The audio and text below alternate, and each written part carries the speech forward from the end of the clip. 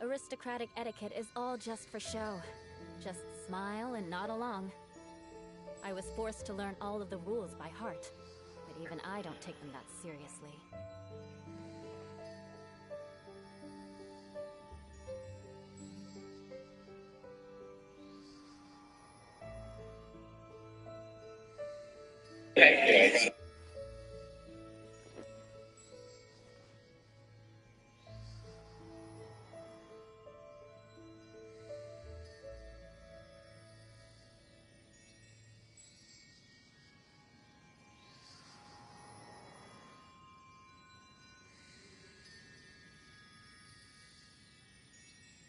Knights and aristocrats share the same cultural heritage, but the knights had enough sense to do away with all the superfluous detail.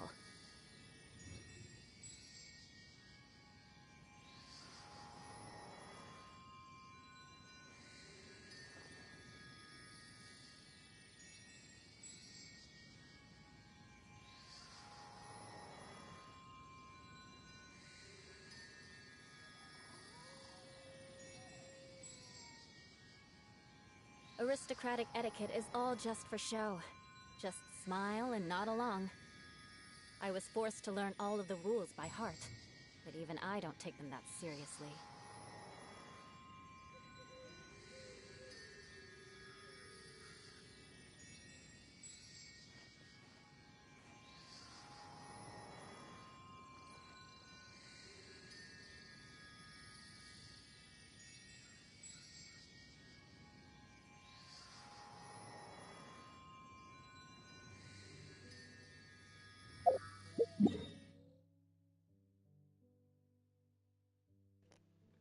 Olha, velho, 180, mano. Se eu tivesse 160 ainda, eu teria perdido um monte de resina. Aí sim, hein? Agora eu tô vendo vantagem.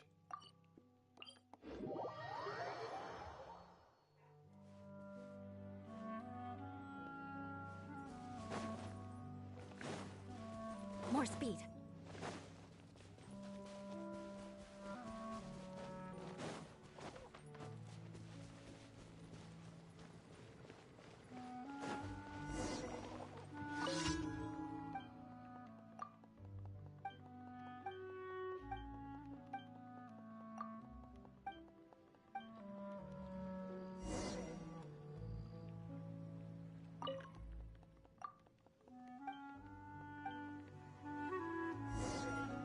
Muito folgado esse menino, velho.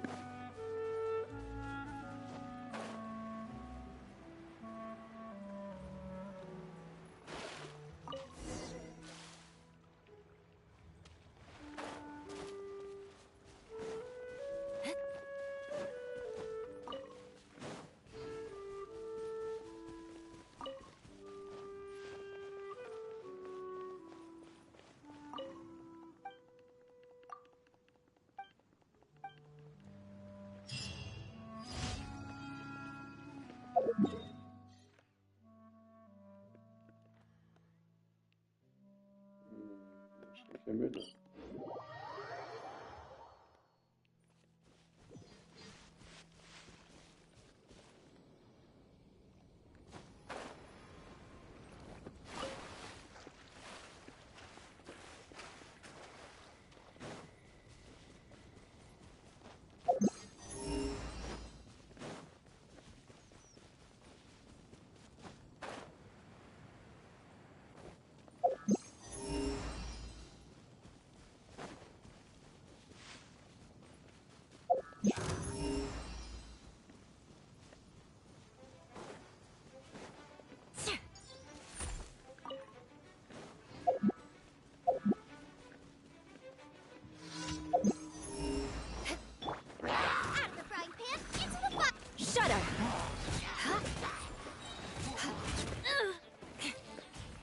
Vengeance will be mine! Crush! Shudder!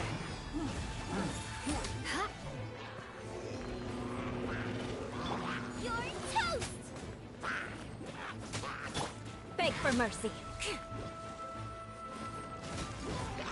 Shudder. I'll protect us. Crush. Shudder. Beg for mercy. Freeze to the core. Crush.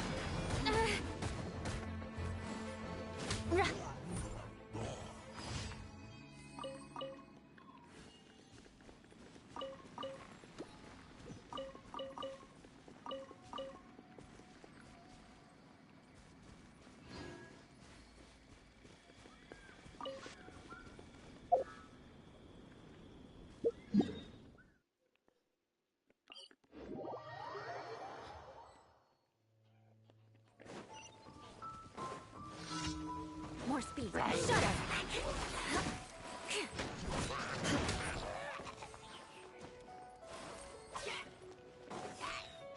Crush. Beg for mercy.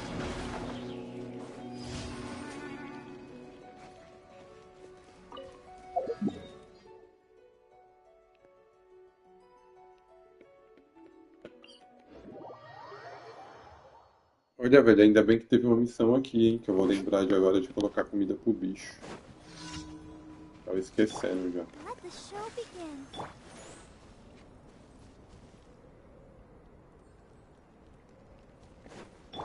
Nice and spicy.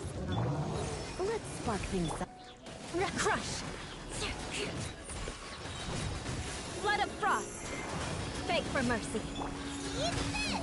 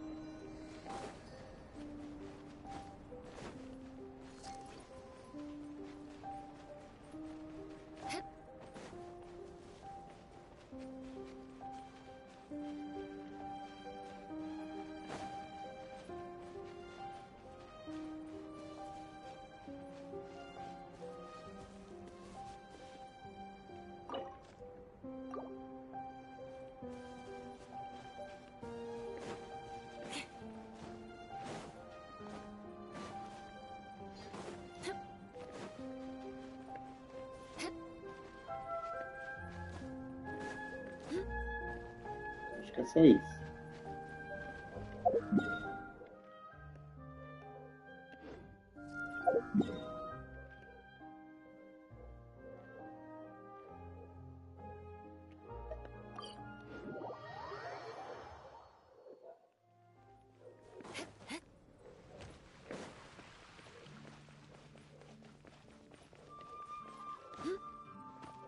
Ad Astra. Thank you for complete. Ad Astra.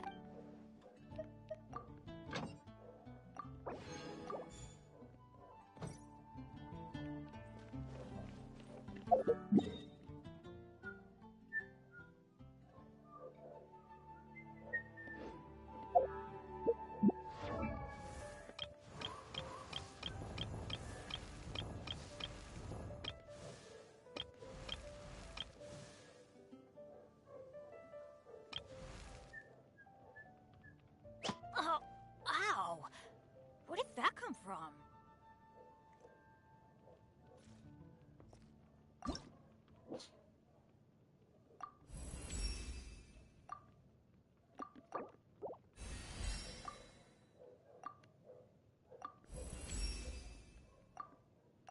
Benny's adventure team, assemble! Oh. Or not.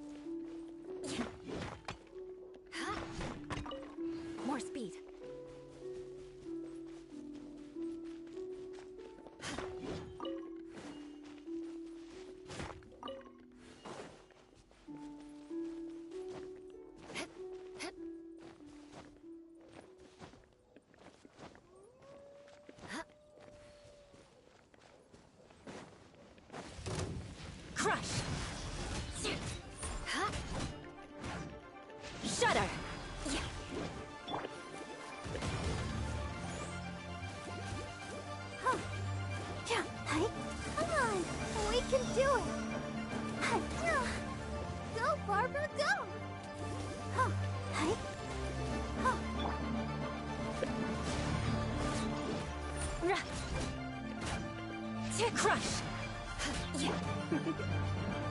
Blitz! Shudder! Freeze to the core! Beg for mercy! Try not to enjoy this too much. I'll protect us. Oh, hi.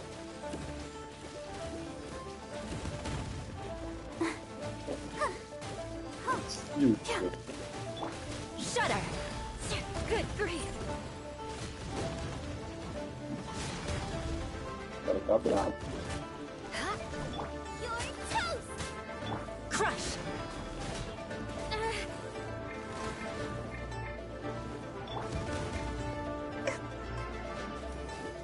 Let's dance. Rack and ruin!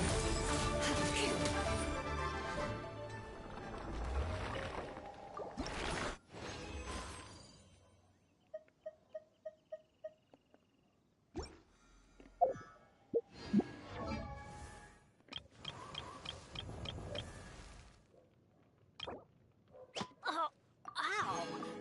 Where did that come from? Benny's Adventure Team, assemble!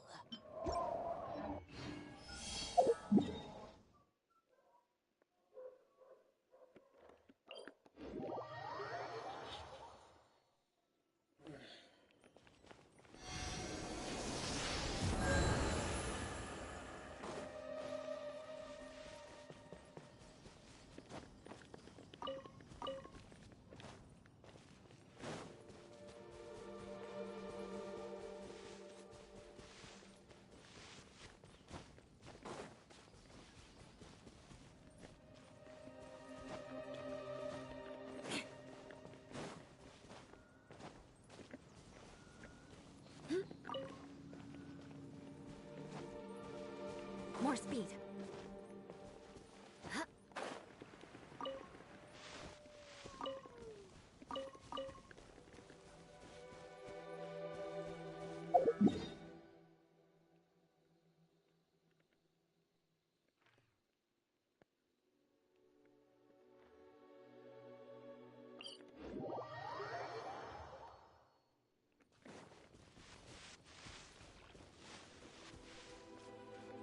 Aqui não tem, velho.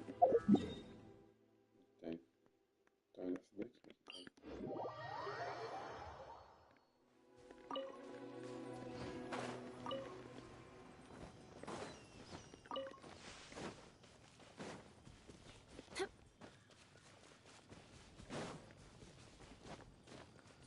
Também não. Estranho. Acho que tem ali, ó.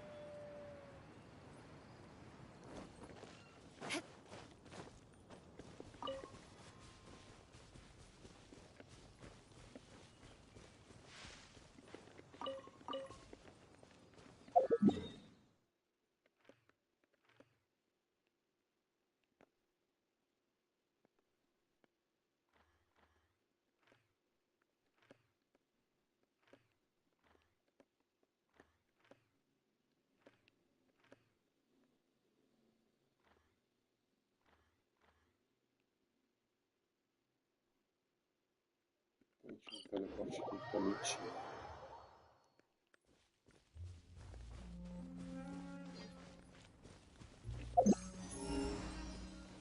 Não lembro onde que é não agora.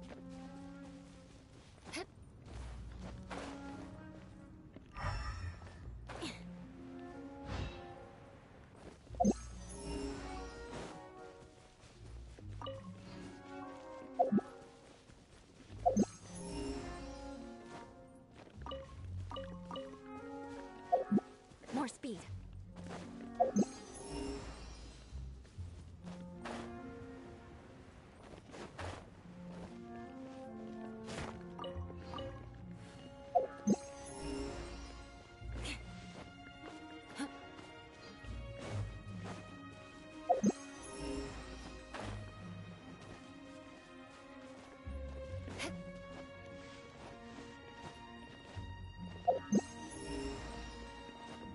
More speed.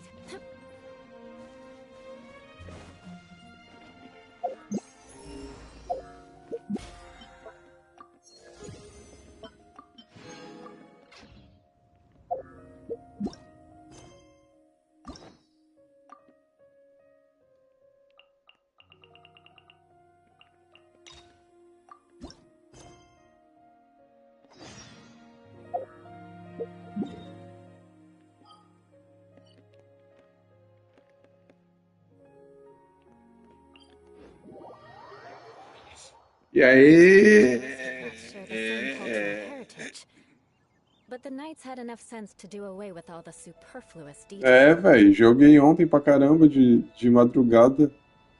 Olha aí pra tu ver. Que das. Eu acho que eu liguei o videogame que ver que horas era, Paulo. Era às 18 e.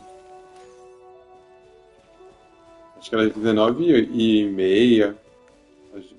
Umas 20 horas, velho. Em transmissão até liberar, e eu fiquei jogando até tarde. Concluí a missão todinha. A que veio lá, de Afonde. Dos irmãos lá. E aí eu fui dormir tarde, velho. Jogando. More speed. Eu deitei na cama, joguei mais alguma coisinha no celular.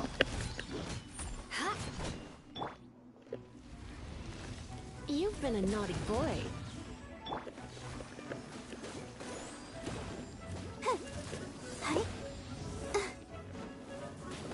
Ah, velho, eu nunca consigo esquivar disso daí. Go, Barbara, go! Out of the frying pan, into the fire! Crush! Beg for mercy. Vengeance will be mine. Crush!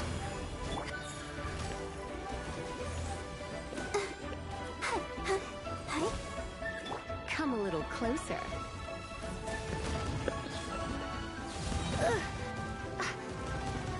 Vou morrer. Surrender and be gentle.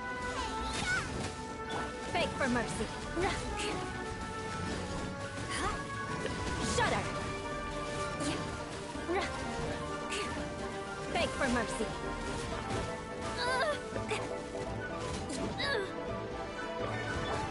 Let the show begin.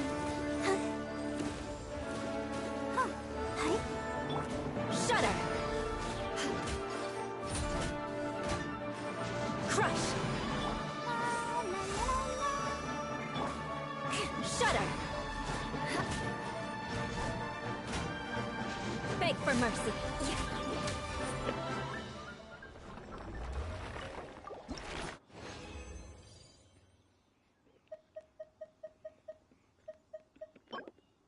Aí eu fiz a missão, velho. Fui dormir bem tarde. Fiquei conversando com uma galera que apareceu aí.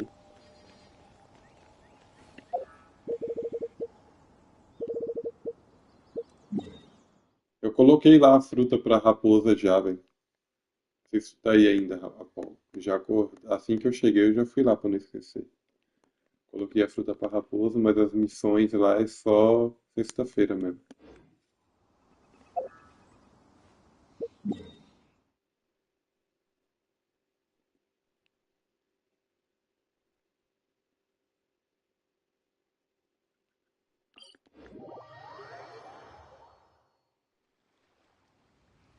Já alimentei, pô, acabei de falar.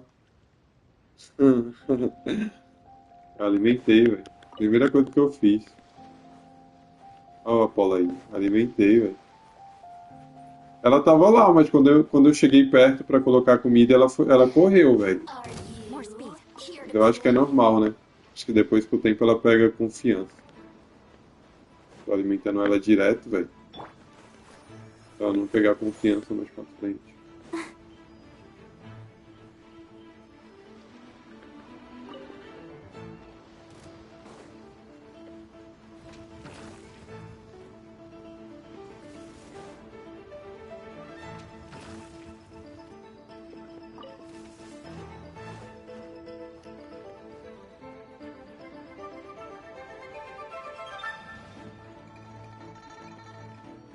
Eu ainda dei 10 tiros, velho. Let's dance! Não, eu dei 20 tiros ainda no banner da Clorinde. Olha aí meus tiros, ó, como que ficou. Fiquei com 190.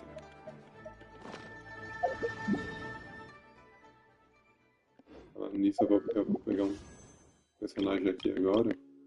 Tem um aqui. Não. E não veio nada, velho. Quer dizer, veio sim, veio Veio o Bennett, que eu tô upando agora, que a galera falou pra colocar no lugar da Bárbara. Cadê ele? Já tá até mais pra cima aqui, ó. Tá no 60, veio ele e veio o Toma também. Toma, toma, toma.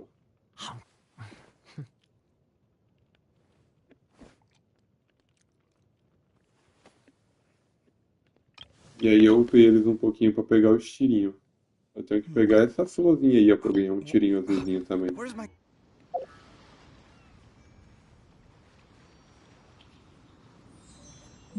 Pô, mas mó tristeza tirar minha Bárbara, eu gosto pra caramba dela. Mas a galera falou que vai ficar mais forte.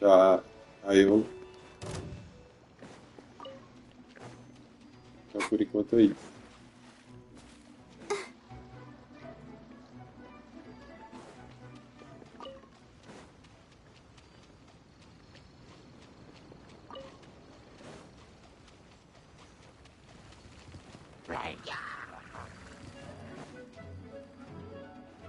Esse cara é brabão, hein? Let the show begin.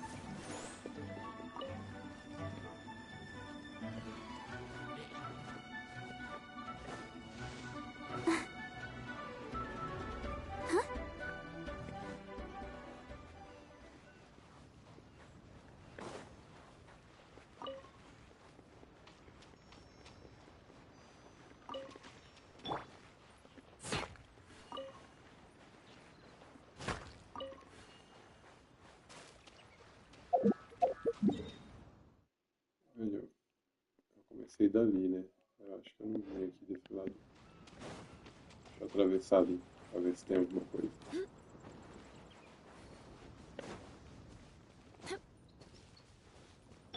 I'll protect us.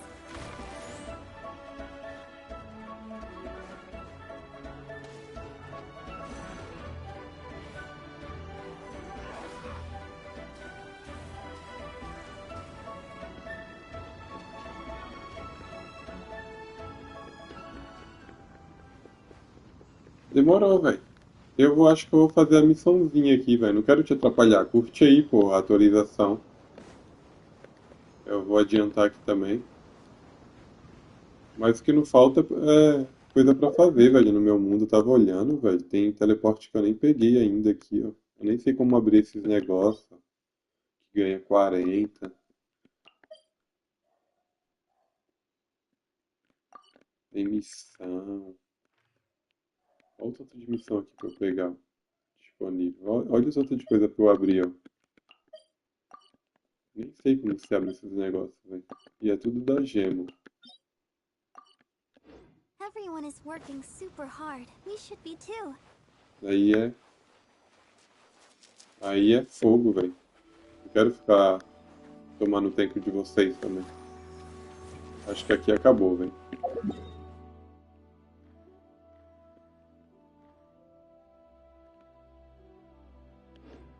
Velho, falando nisso, era pra eu tentar estar usando a bússola aqui pra ver se aparece alguma coisa, né, velho? Olha aí, ó. Tá vendo? Tem baú lá em cima, velho. Tá 87 aqui, velho.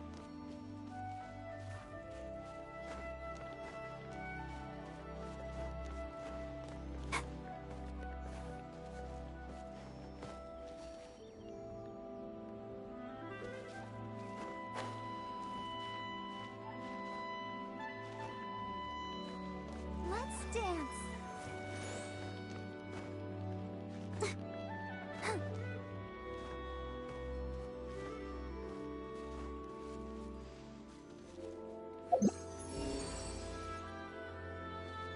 Aqui, ainda bem que eu olhei. Look at it sparkle.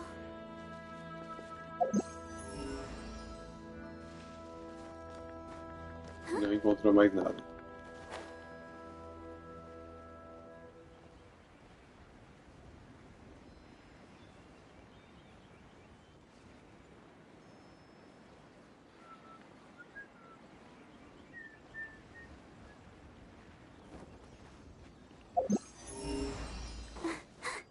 É, então. Depois eu vou ver se eu pego pra abrir, né?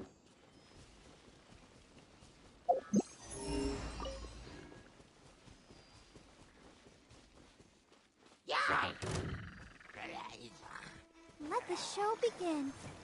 Sai daí, seus bravos. Quero usar a bússola, se vocês me atrapalhando, eu vou ter que matar vocês. Vai que tem alguma coisa aqui. Queria ser esse cara mal. Deixa eu fazer o que, né?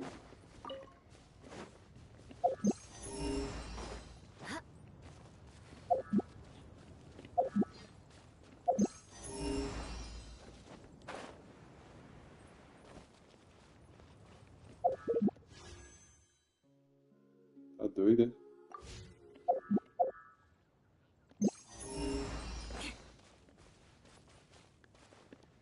Chega de atirar, velho. Velho, o Nadson pegou a. O Nadson pegou a Clorinde com 4 tiros, ele falou, velho. E tipo, ele tava no pit 21. Ele tava no pit 21, ele falou. Ele deu 4 tiros que deu com a gema lá, 600 gemas, e veio a Clorinde.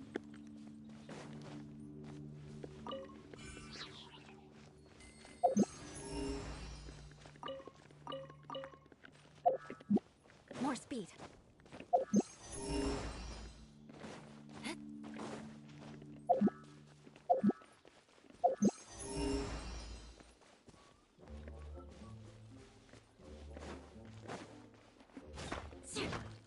Caraca, quanto recurso aqui, velho.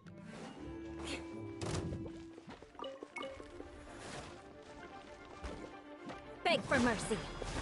Freeze to the core. Shudder. Nice and spicy.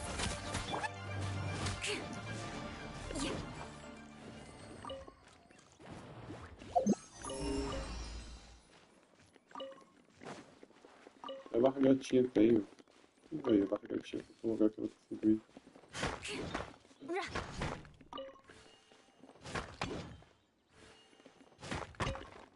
Eu até falei pro. Ah, ele aí. E aí, Matheus? Olha aí o Apolo aí. Eu não te falei do Apolo ontem, que tinha me ajudado. Então, Apolo, eu tinha até falado pro Matheus aí, que tu me ajudou pra caramba a explorar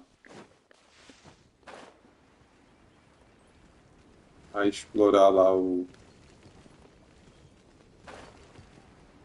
a Montanha Nevada, velho.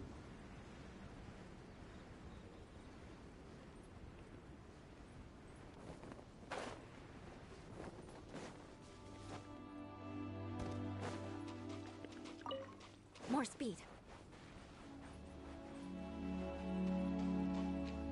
I'll protect us. Já alimentei já a raposa. Agora é só esperar. Sexta-feira eu consigo fazer a missão de novo.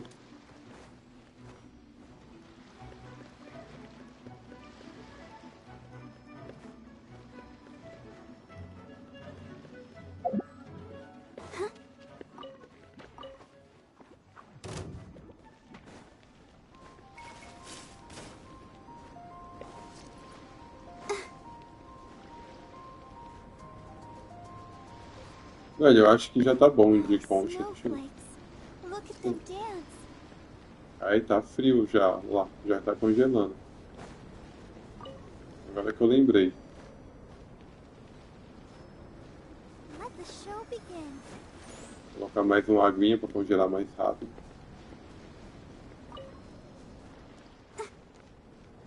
É, acho que aqui acabou, velho. A não ser que tenha mais papelaria daqui. Mas eu acho que não é o caso.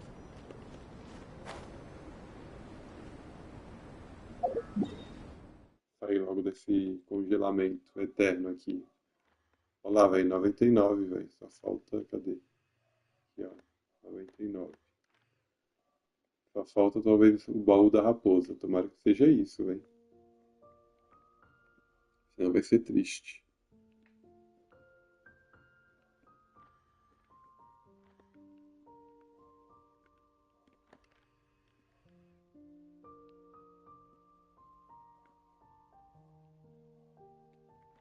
Pô, velho, e aqui tá 80 e pouco, né?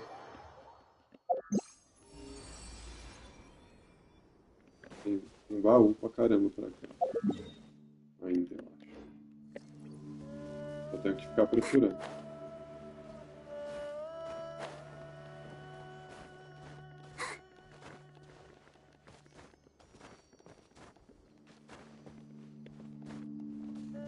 É embaixo, velho. Ah, bom, tá aqui, ó, prontinho. Things are going so smoothly today. Outro ainda. E o negócio ali, já vou pegar logo.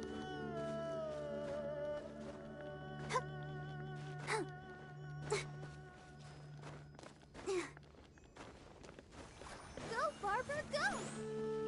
Quer dizer,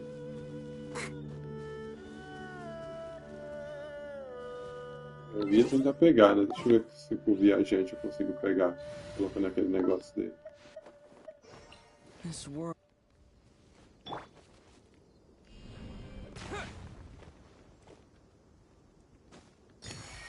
Deu.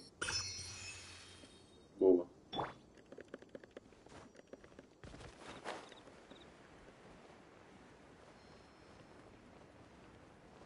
Ah, deve estar dentro da casa. Let's dance. O cara é brabo, então. Dando fechada de longe.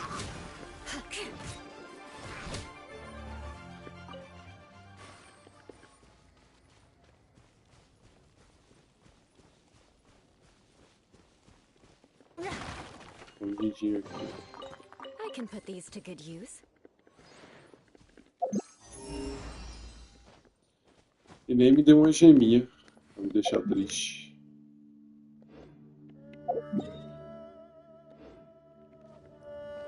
Nessa direção aí mesmo, pra ver se tem alguma coisa.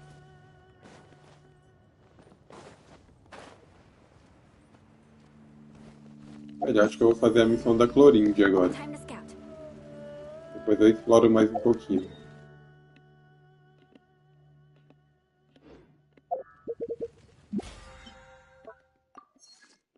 Vamos lá só agora, eu tô curioso pra ver se eles estão melhorando.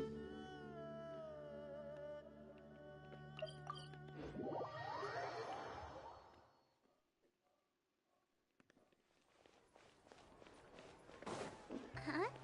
Do you also see Navia and Clorand over there? They look like they might have run into some kind of trouble. Let's go check out what's going on. Olha as duas aí. As duas Still no bonitas. dice? Not at all. And I've asked pretty much everyone in the court of Fontaine already. Lynette's ears drooped as soon as she heard that we'd have to be out and about for days on end. And Fremine, he hid himself under his helmet as soon as he realized there'd be people around that he didn't know.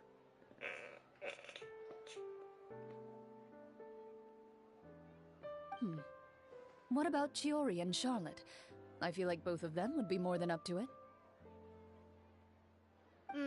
I've asked them already, but they're both pretty busy right now. I just gave the members of the Spina a few days off, too, so I don't want to bother them either.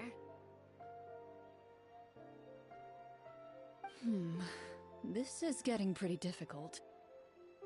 Navia, Clorand, what's up? Oh my. Well, if it isn't my dear partners. How are you all doing? Huh. Navia? Huh? Oh, you mean...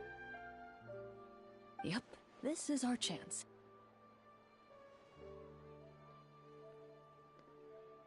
Do you need our help with something?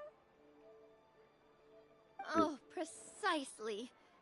My dear partners, we've got a huge problem right now that only you can solve. Whoa, for real? Absolutely. We've already exhausted all our other options. Traveler, Paimon, would you join us and play Marechaussee Hunter Judgment Day? Marechaussee what now? It's a new game script by the Tabletop Troupe, a local roleplay adventure club. Ever heard of the Tabletop Troupe? They put out games that allow you to participate in a story and role-play characters with your friends. Oh, I've loved their stuff ever since I was a kid.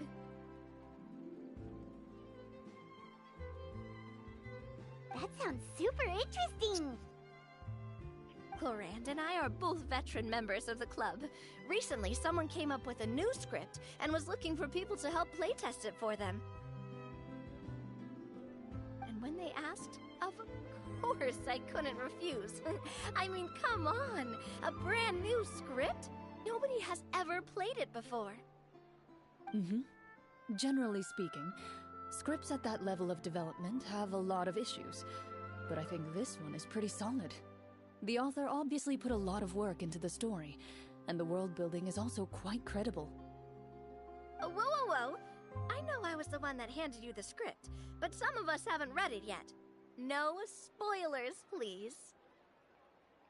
Anyway, the script calls for a team of 4. Ah, yes. We're missing one final player right now. So, you're saying you'll help us out? I knew I could count on you, partner. Paimon and the Traveler are kind of a package deal. Is that okay? That's not a problem. I'll adjust the pace based on the actual number of players, and ensure that everyone has a good time. Well, Traveler, what do you think? Wanna play? Paimon will follow your lead. Well, that solves our problem. You have our thanks. Woohoo! I'll go grab the script manager from the club right away. The script manager? Didn't you just say that you gave Clorand the script? The club introduced a completely new kind of gameplay for the script. In this iteration, the Game Master's version of the script is incomplete. The script manager provides the next part of the script only after players have completed the current list of objectives. On top of that, in order to increase player immersion, the club has created some of the story's sets and scenes in real life. We'll only know where we should go once the script manager reveals the starting location. Wow, you're right. Whoever wrote this script really did put in a lot of work. And it's got a real healthy amount of suspense, right? I mean, even the GM doesn't know how the story will end. I look forward to experiencing it with you all. Why don't you go meet up with the others first? They should all be waiting at Chioria Boutique. I'll come over with the script manager as soon as I find them. Sounds good. Remember to always watch where you're going, and don't rush. You say that like I'm 6 years old or something. Let me think. What kind of character should I play this time? I just hope you'll pick up some useful skills this time. Oh, and stop trying to persuade every animal you come across.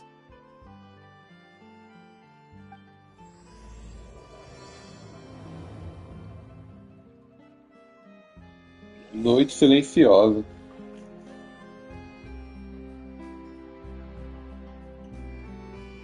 Peguei nada, Kelvin, nem arrisquei mais. Eu parei nos 20 tiros mesmo. É aqui mesmo do lado. Eu parei nos 20 tiros. Eu só dei 20 tiros ontem e não peguei não. Eu quero guardar pra minha Eilan mesmo. Anya's blade work? All right then, I'll teach you. Oh yes, I'll teach you all right. Mark my words.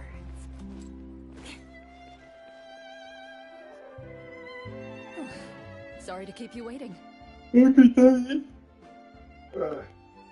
Quero dormir boa tarde, eu acordei cedo. Vou jogar essa missão e vou tirar um cochilinho da tarde daqui a pouco. Já comi. You're back! Huh? And you've got the Traveler and Paimon with you too! What a pleasant surprise. I assume you'll be joining us for the game then?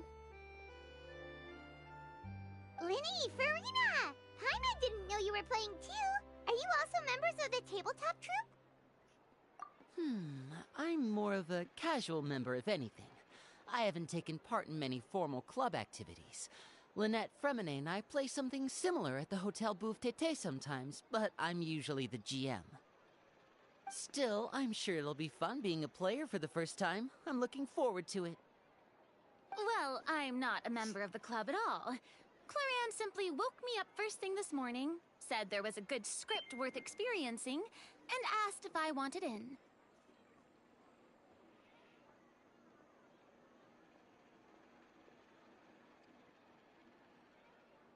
If you're interested, I can give you a referral.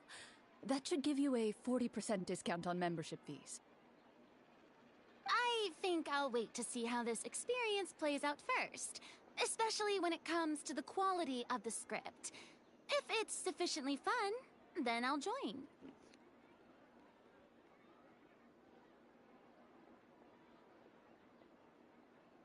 Do you participate in a lot of tabletop troupe activities, Clarion? You could say that. She's actually one of the few senior game masters of the troupe.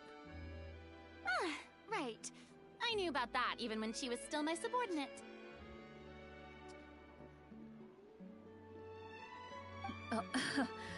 It's nothing. Really, just a small hobby of mine. Wow. Hyman's so used to seeing you be all upstanding and intimidating as a champion duelist. It's kind of hard to imagine you role-playing with a bunch of friends. Nossa, uma afogada essa pai. Surely you jest. I would never intentionally make things difficult for my players. I maintain a clear boundary between my professional and personal lives. The me you see at court represents the law and order of Fontaine. I put all personal feelings to the side and grant a fair duel to all who seek to defend their honor.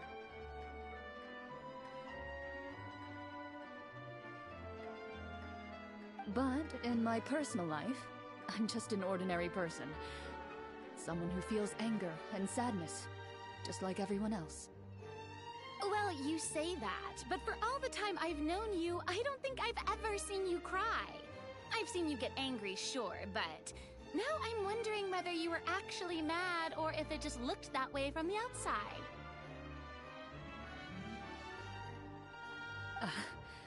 I was probably in work mode during those times.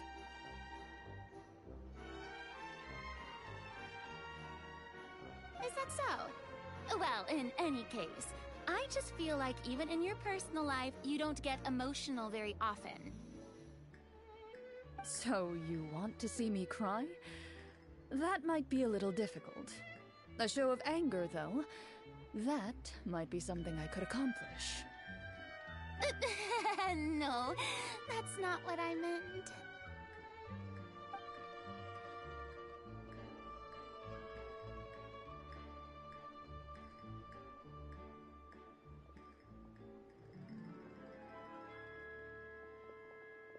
I'm back!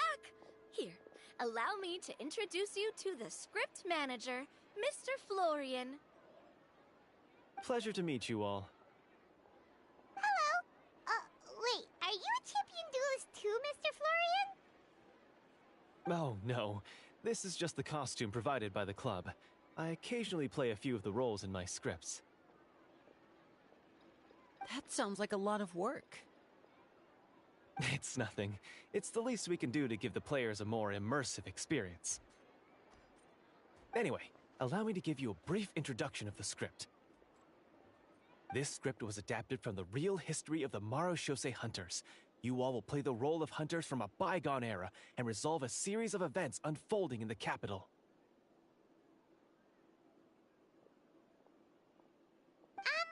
Paimon's not super familiar with the history of the Marushose Hunters.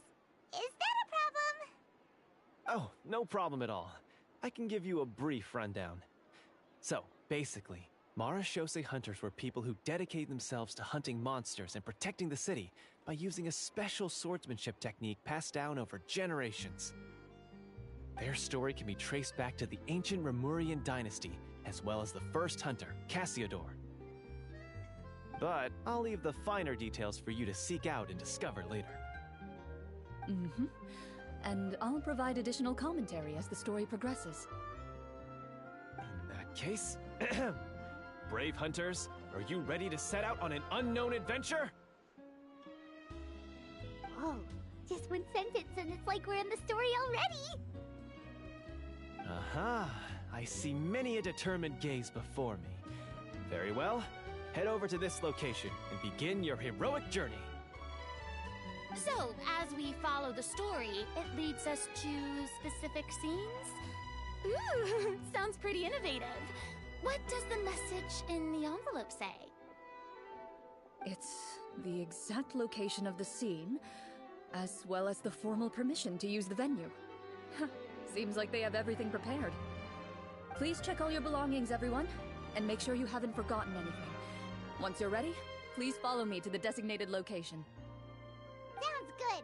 Hunter Squad, move out!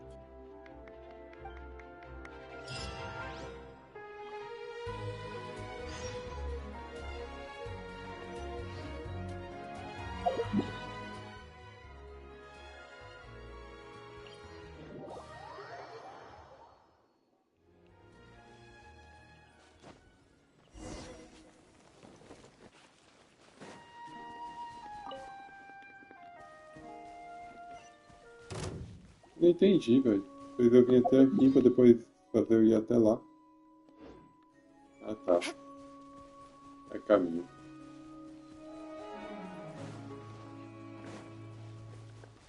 Cara, muita coisa pra explorar aqui, olha.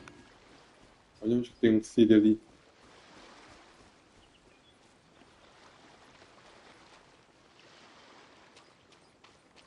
Acho que tem que ir lá de cima. Pegar esse baúzão. Esse bicho dá pra matar.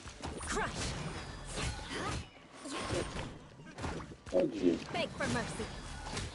Parece mal bonitinho. E morreu.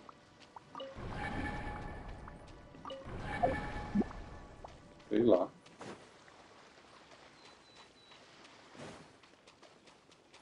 Shut up! Vengeance will be mine. Beg for mercy. Terra Smash! Esqueci que eu não tô com... Até o filhote, velho, os caras matam. Já tá agonizando ele, olha lá. Credo.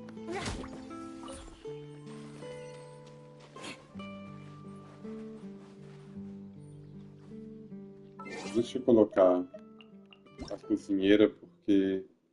Deixa eu ver o que é isso daqui. Resumo da atualização. Já tô sabendo já.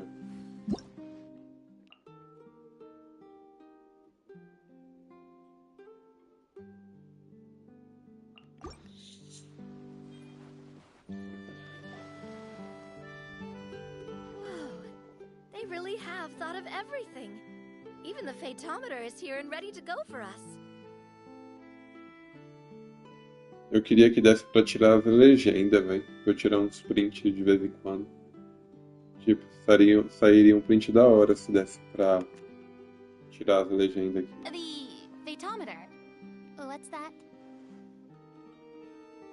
It's a card that's used to determine action success or failure. We'll need to use it when we try to use certain skills.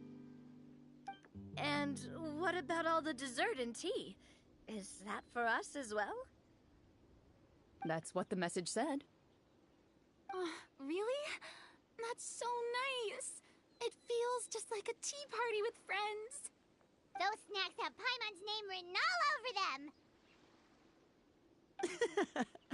I think you might be more of a snack hunter than a Marashose hunter, Paimon. Snack Hunter Paimon reported for duty! If there are delicious snacks to be found, Paimon will track down every last one! The desserts are great. But I'm still looking forward to the story more than anything. Very fair. Then, let us begin. First, please pick up the blank character cards in front of you, and write down your name and profession.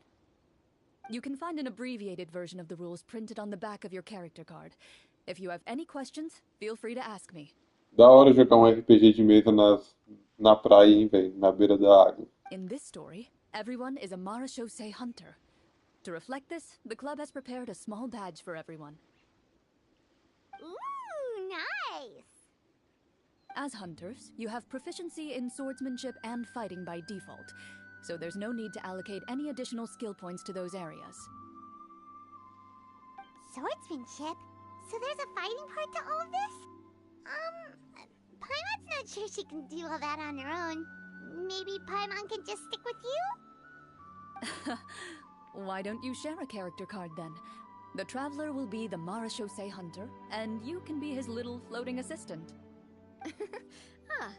Kinda like in real life. So, for the name, do I fill it out with the name of my character? Yep, it can be any name you like. You can use your real name too if you want. I do that whenever I get too lazy to think of a new name. Oh, so it would be like experiencing a different life, but still as yourself. That's not a bad idea. In that case, I think I'll continue to use the name Linny then. Next up is the skill sheet. You have a limited amount of skill points that you can use to learn a number of skills. The more points you invest in a particular skill, the easier it will be to pass associated checks.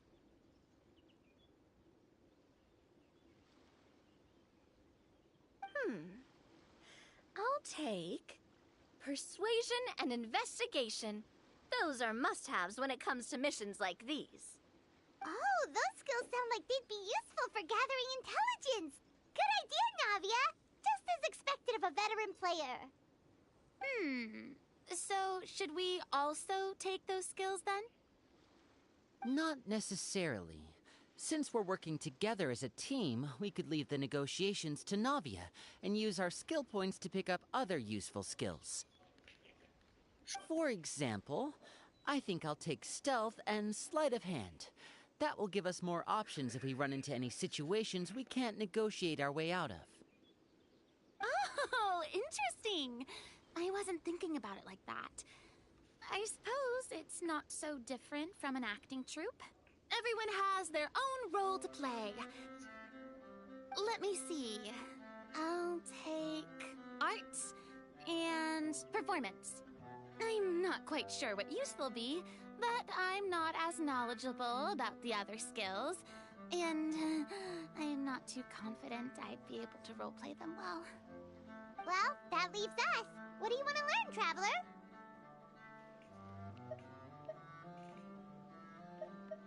Haha! Gotta say, this suits you really well. Nothing boosts morale like good food. Oh, something that'll help you get a read on other people's thoughts. Sounds useful. So what do you think? Are you sure you want to learn these two skills? Let's see. Oh, looks like you each have enough points to choose one final skill. You've all picked such classic skills. It's fine to go a little bit out of the box, you know. Why do I get the feeling she's getting ready to cause trouble? For example, this one here. Summon. Doesn't it sound super mysterious and cool? Oh, I saw that one just now as well.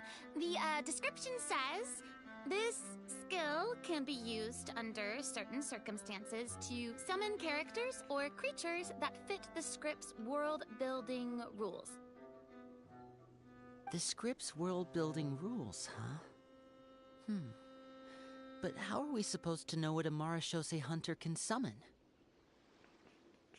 Oh, that's not for us to worry about, my friend. Just learn the skills that interest you, and the GM will take care of the rest. All right, you've convinced Paimon. Let's learn summon then. Paimon can't wait to see what kind of thing shows up.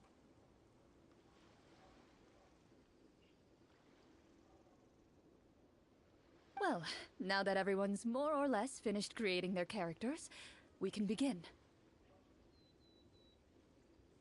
Since two of our players are doing this for the first time, though, let me ask. Would you like to play on easy mode or authentic mode? What's the difference between the two? Well, in role-playing games, the story sometimes changes based on the decisions of the players and the results of the Fatometer.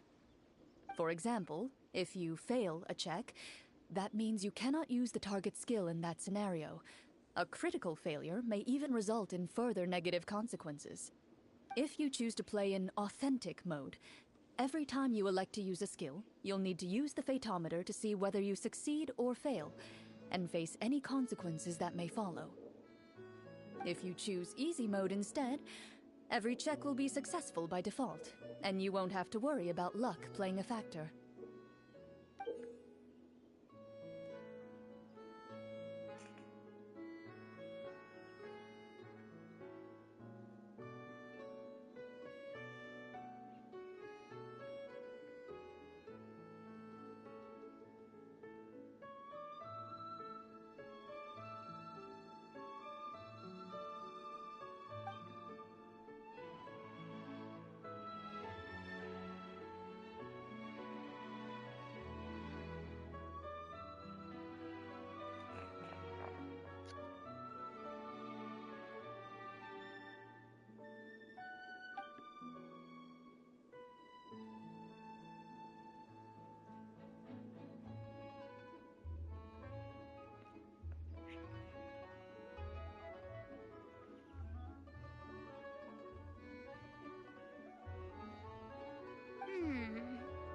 Given that I'd like to focus on the story, I suppose I should pick easy mode. I'd feel bad if I brought the team down by failing my checks. Huh? Oh, come on. Don't worry about that. RNG is the lifeblood of role-playing games. I'm going with authentic mode for sure. Never knowing what you might have to overcome. Ugh, doesn't that sound exciting? I'd rather be mentally prepared for what might happen. Alright, then I'll mark down Farina for easy mode. All her checks will be successful by default. As usual, Navia and Linny will play on authentic mode. What about you, dear partner? How would you like to play? Com certeza vai cair no modo fácil Are you também, sure? né? Vou com a Furina. Claro que eu tenho No certeza. need to worry about the pesky Fatometer. Pretty good choice if you just want to relax and play the game.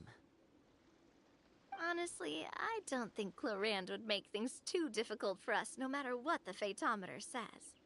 Isn't that right, Clorand? No promises. That wasn't super reassuring. Well, anyway, enough talk. Let's get started. I want to experience at least a good chunk of the story today. Speaking of the story, why is the beginning scene on a beach? Well, that's because... a long time ago, back when human civilization was still in its infancy, powerful demons and evil sorcerers ruled over the land. They created a host of monsters and sent them to slaughter all humans in existence. Soon, a group of human rebels banded together. With their swords raised, they swore to brave the darkness, and in doing so, subdue each and every monster that sought their destruction. They became known as the Marashosei Hunters. Eita, velho, que isso? Ah, tá. Olha. Sometime later, as a member of the Marashosei Hunters, you receive a commission. Following the address provided on the message, you take a boat and arrive at this strange city.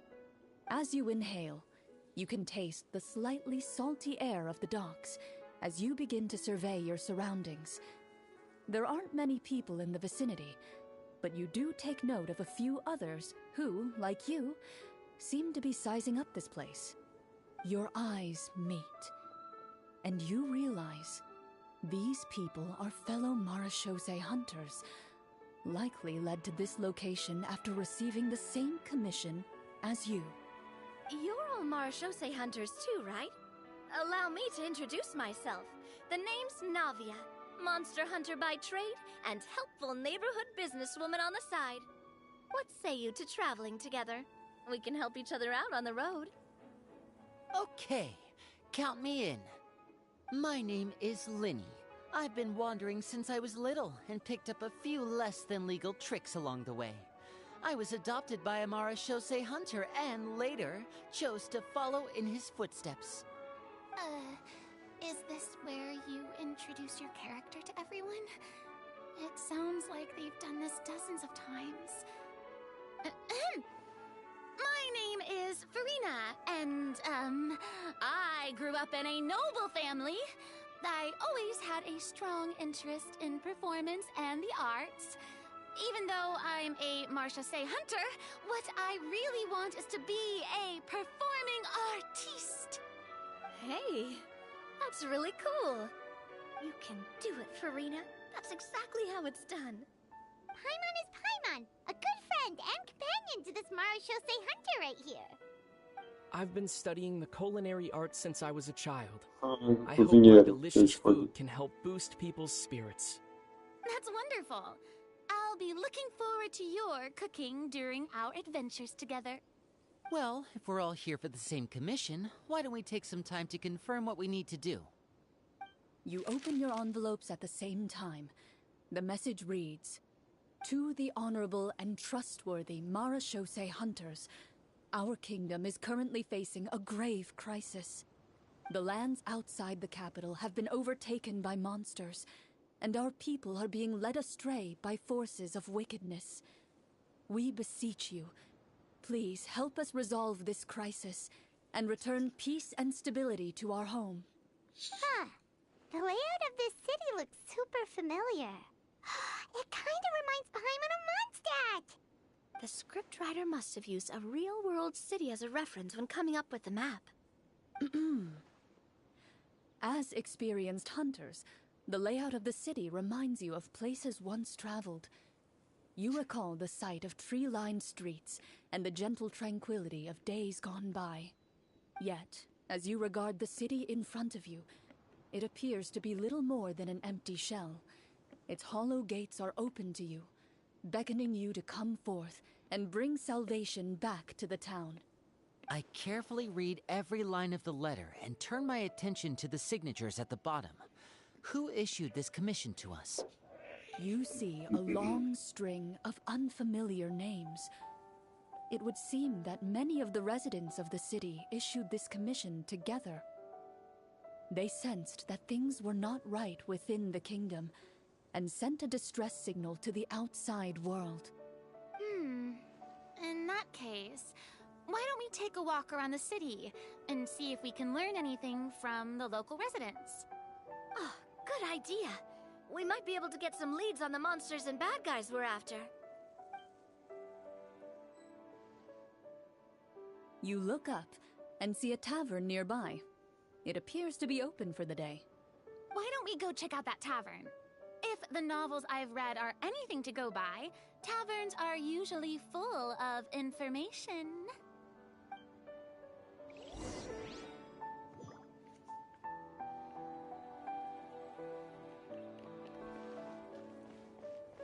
As you approach the tavern, you find a plainly dressed woman standing nearby.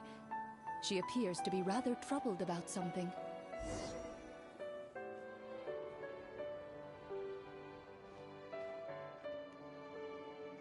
Greetings, friend. Lovely weather we're having today, don't you think? Oh, hello. I suppose you're right. The weather today is quite lovely. If only those monsters out there would stop causing trouble. E aí, Nats? Tava falando pra galera que apareceu aí. Não, velho, nada, tô fora. Já arrisquei ontem, não tive a mesma sorte que tu. Tava falando aí pra galera. Falou que conseguiu com 4 tiros, velho. Eu acreditei, né, velho? Não tenho provas ainda, mas tudo bem. It seems like every character included in the script has a certain amount of useful information to offer. If we keep asking questions, we might be able to get some good leads. Oh, come now, don't be sad. Life is all about optimism. Oh, that reminds me. What did you have for breakfast this morning? Huh? I don't think that's the kind of question we're supposed to ask. Nothing turns a frown upside down like good food. How about some macarons? I could make you some. You didn't even take cooking as one of your skill proficiencies. That's not necessary, miss. Excuse me for saying this, but you don't really look like a chef. Besides, I'm not really a fan of sweets. So you're someone who barely smiles and doesn't like sweets. You're really starting to remind me of this one friend of mine.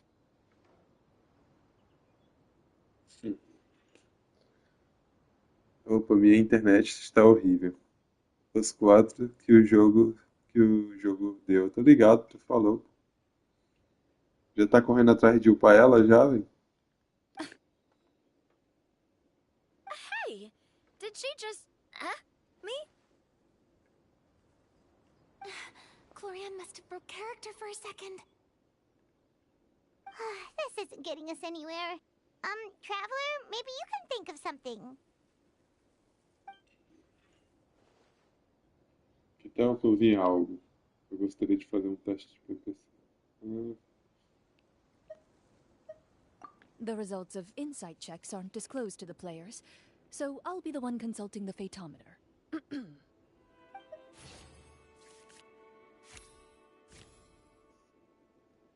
You recall all the lessons you've learned in your time and begin to carefully observe the woman's mannerisms. You notice that when she's quiet, she has an empty look in her eyes, as if her thoughts have drifted to a place far, far away. And when she speaks, she often subconsciously reaches out to touch the ring on her left hand. So you noticed. That's a little embarrassing. A horde of monsters suddenly appeared near the capital recently, so all the guards were dispatched to fight them.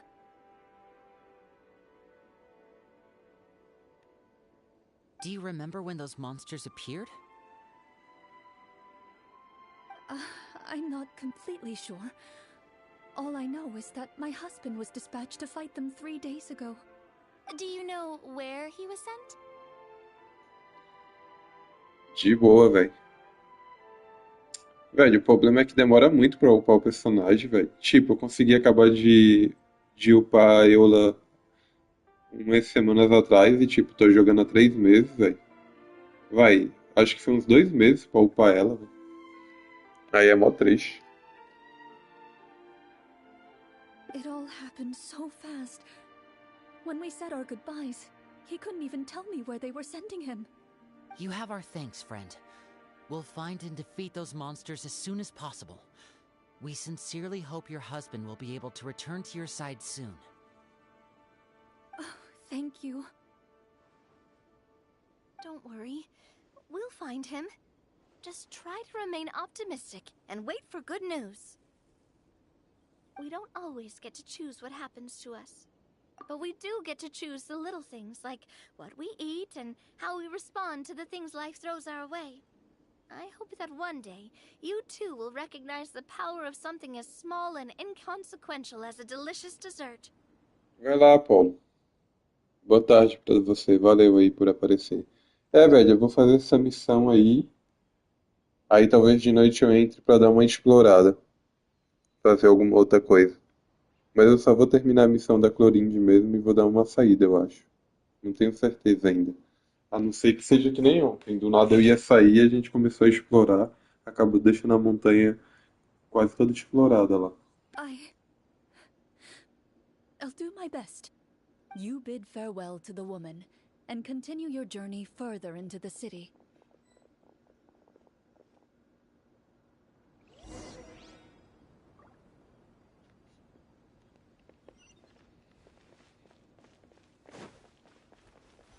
As you venture further into the city, the streets appear largely empty.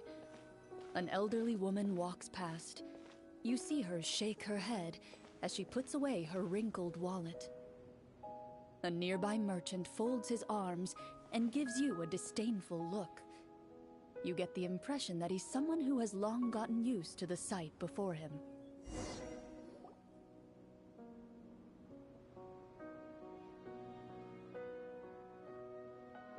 Although he doesn't seem very friendly, merchants are usually a good source of information, right? Pardon me, sir.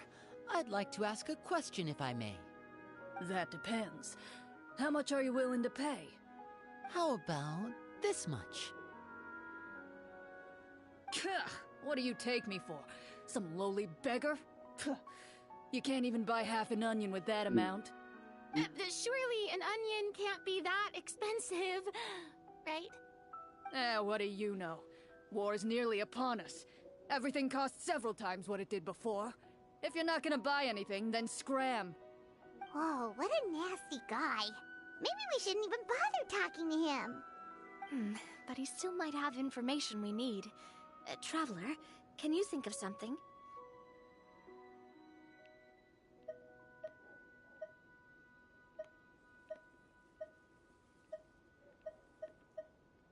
Sir, we came to this city to solve the very problem you seem to be referring to.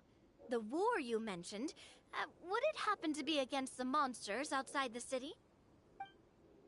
If you happen to be well informed and know a thing or two about what's going on, we'd appreciate it if you could share that information with us. After all, the sooner this problem gets resolved, the easier it will be for you to do your business.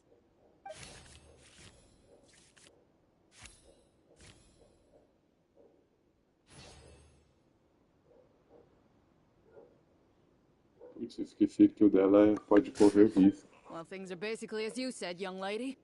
Those monsters are camped outside the city, and they've been destroying all our trade routes.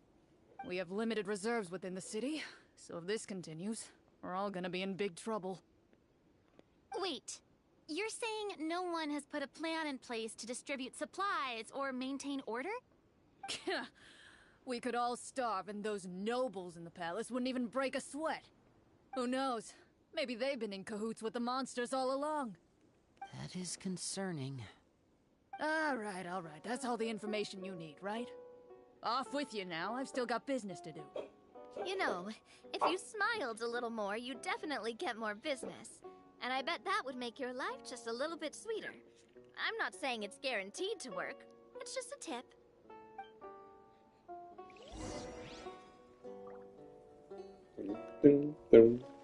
Should we try to go somewhere with more people? Oh, how about the city square? Follow me. Before you lies the city's central square. You see a man with a slightly anxious look on his face, pacing back and forth, his head hanging low. He doesn't seem to notice your approach. Still immersed in his own thoughts, he shakes his head and lets out a long sigh. This guy seems promising enough. Maybe I can get some information out of him. Hello, sir. Is there anything I can do to help you? Wait, you're... I'm... Oh, dear goodness! You're a Marashose hunter! You recognize us? Ah, are you one of the people who wrote the commission letter? Yes! Oh, I didn't expect you to actually come. Essa corinha de viaja, velho. No RPG de mesa. What happened here? Alas, we once lived comfortable, carefree lives. This city used to be free of monsters. The first Marashose hunter, Casiodor, the Golden Hunter, he was the one who drove them back. However, monsters have once again surrounded the city. Perhaps the seal that kept them at bay has lost its power. Or perhaps an evil sorcerer has been meddling in our affairs. All I know for sure is that their return has stripped this city of any chance at peace. Are there not enough soldiers to drive them out? It's not a question of numbers. The guards simply have no idea how to deal with them. Most people my age have never even seen one of the monsters, much less been trained to fight against them. What's worse, many of us don't even know the history of the Marashose hunters anymore. When I was a child, though, My grandfather would tell me stories about how the Marashose hunters drove back the monsters. So, on the off chance that something might come of it, I decided to reach out to you. To be perfectly honest, I was starting to think all those stories were just tall tales. But now that I've seen you in person, I finally know that it was true! Well, you can rest easy, friend. The righteous and formidable Marashose hunters are on the case. The man is touched by your determination and resolve. His eyes begin to well with tears of relief. Still, if we are going to hunt the monsters, we need to know where to find them. Can you give us any leads? All I know is that the area outside the city is dangerous. I'm afraid I can't point you toward a specific location. Oh, although, if you leave the capital through the main gate and follow the road, you should run into a group of guards. They might know more about where to find the monsters. I see. We'll go look for them then. All right, be careful. Oh, and one last thing. The monsters outside the city are just part of the problem. There are evil sorcerers inside the city as well, so be on your guard.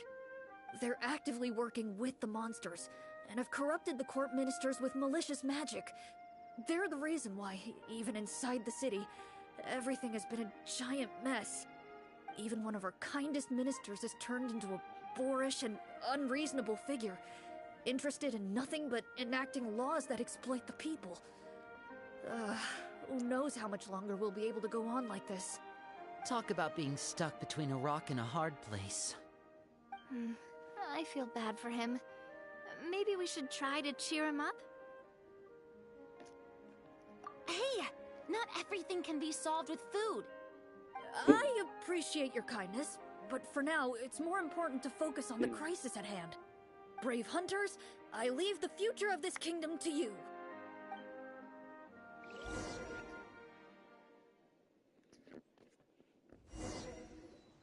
If I understood correctly, there are currently 2 problems in the kingdom that need solving, right? Exactly. We need to defeat the monsters outside the city and take down the evil sorcerer stirring up trouble from within. But which problem should we tackle first? Well, this seems like a good moment for a break. Take some time and discuss what you want to do. Let me know when you've made your decision. I really didn't expect the people in the city to keep us at arm's length like that.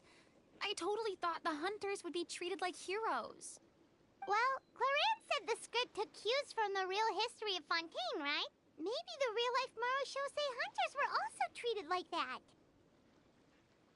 I wouldn't say it's a perfect representation of history, but there are definitely some similarities. Would you like to hear more about it? Sure. As long as it doesn't spoil anything in the script. You've brought up bits and pieces of the hunter's history before, but it was all in passing. Paimon wants to know too! The hunters were super powerful, right? Were they all from a special line of supernatural beings or something? Kinda like the yokai in Inazuma? No.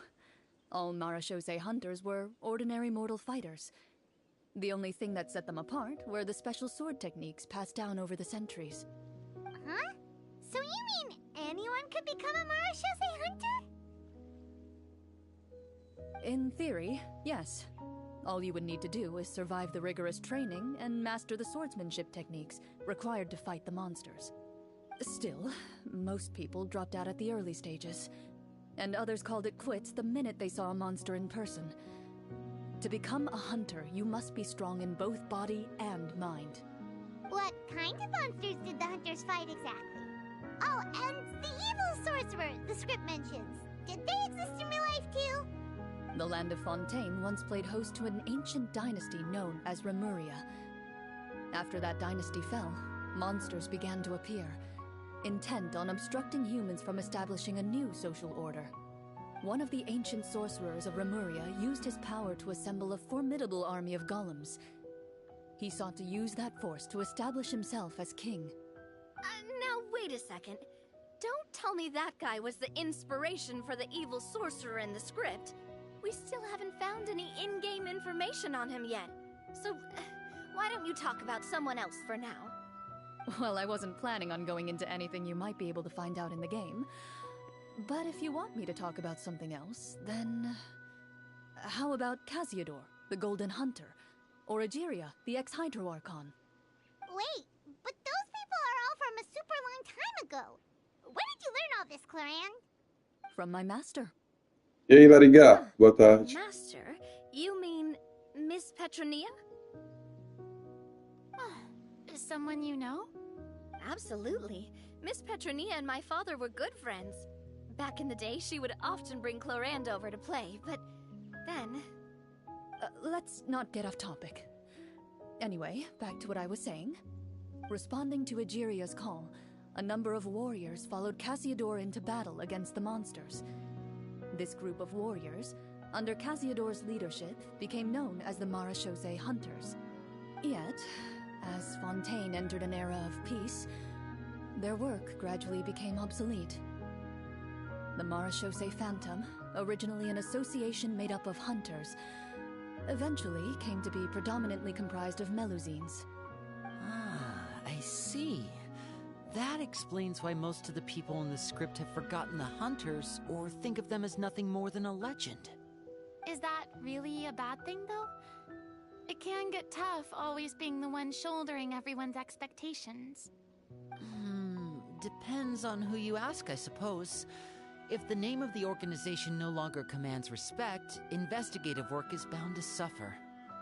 Speaking of investigations, which problem should we tackle first? Monsters or evil sorcerer? I vote monsters. That's the main duty of the hunters, right? We can come back to the sorcerer later. Well said, Miss Farina.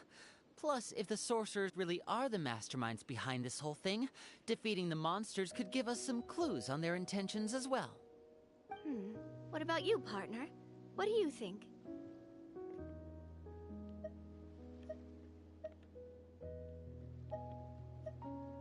It's decided then. All right. After some discussion, you decide to turn around and head out of the city.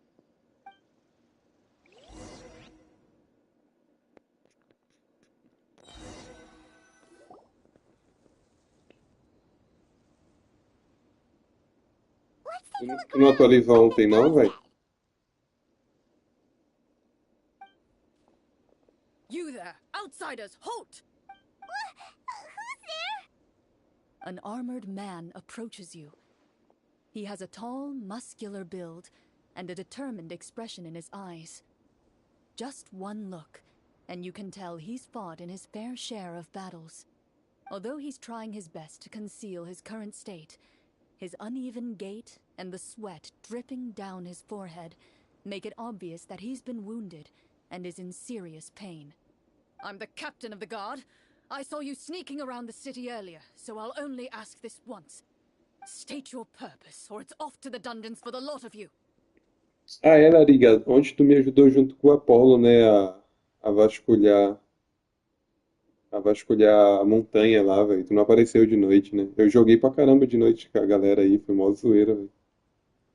Quando começou a atualizar lá, eu deixei atualizando e deixei em transmissão. Aí a galera apareceu aí, a gente ficou conversando. O Nades cagão aí, com as 600 gemas que o jogo deu, ele pegou a Colorinde. Teve mais algumas coisinhas, cascaria, que nós ficamos dando risada. Wow, it's been a while since someone's been this suspicious of us. I said talk, not whisper between yourselves. Have you ever heard of the Marechaussee Hunters? Marechaussee Hunters? Ha! That fairy tale, you mean? What, do you expect me to believe you're one of them?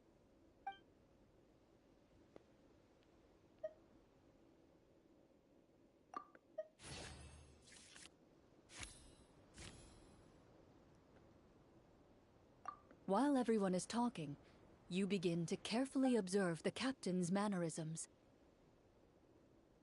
Every so often, you see him glance toward a particular direction, with a pained expression on his face, as if an invisible thread is tying him to an unknown place.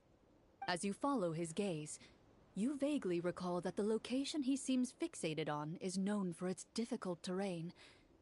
Any battle that breaks out in a place like that is likely to be prolonged and devastating. Is that where the monsters are? Outside the forest in the area with the difficult terrain?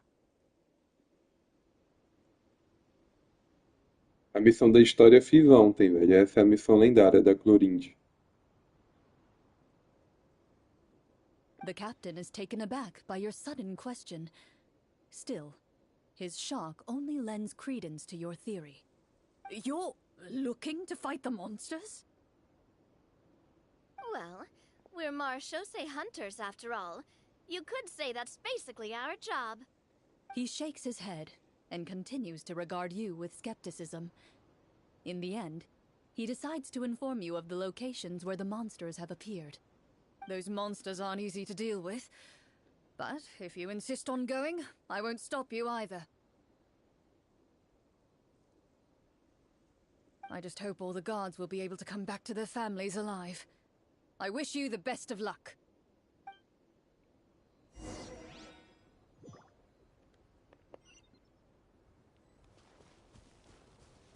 Based on what the captain said, the monster should be right up ahead.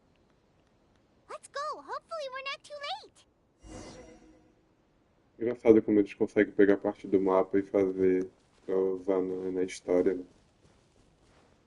Lendária. As you approach the Colocaram uma battlefield, neblina lá you da see roda. numerous people lying by the side of the road.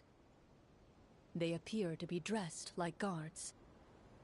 Their faces are filled with desperation and terror. Some are screaming and cursing in vain, as if still trying to banish the monstrosities they saw from their minds.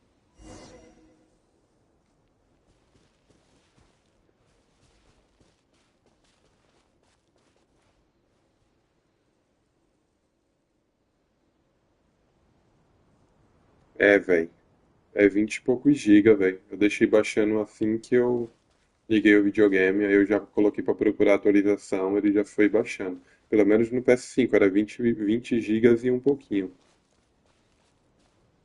A few of the wounded look up at you in shock and disbelief. Quick, leave this place. Turn around and don't look back, they yell.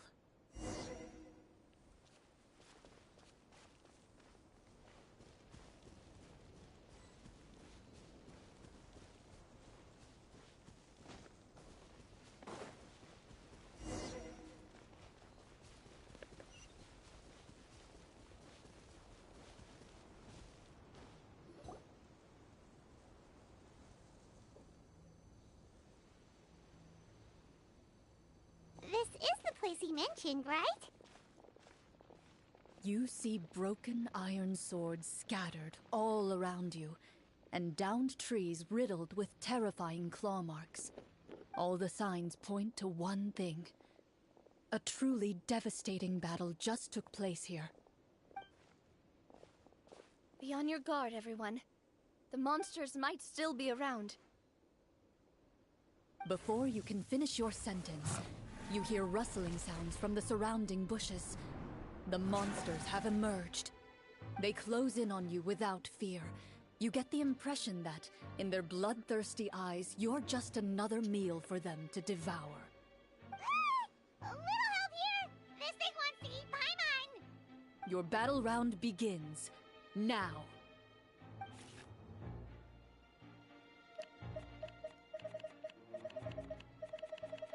E agora? Vou jogar no aleatório aqui. Caraca. Deu bom.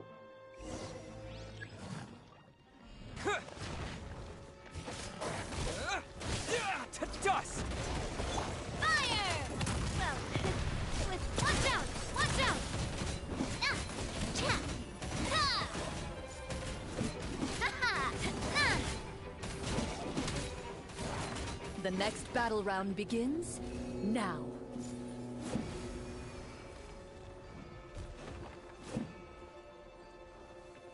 Ah! This one's got your name on it! Ha!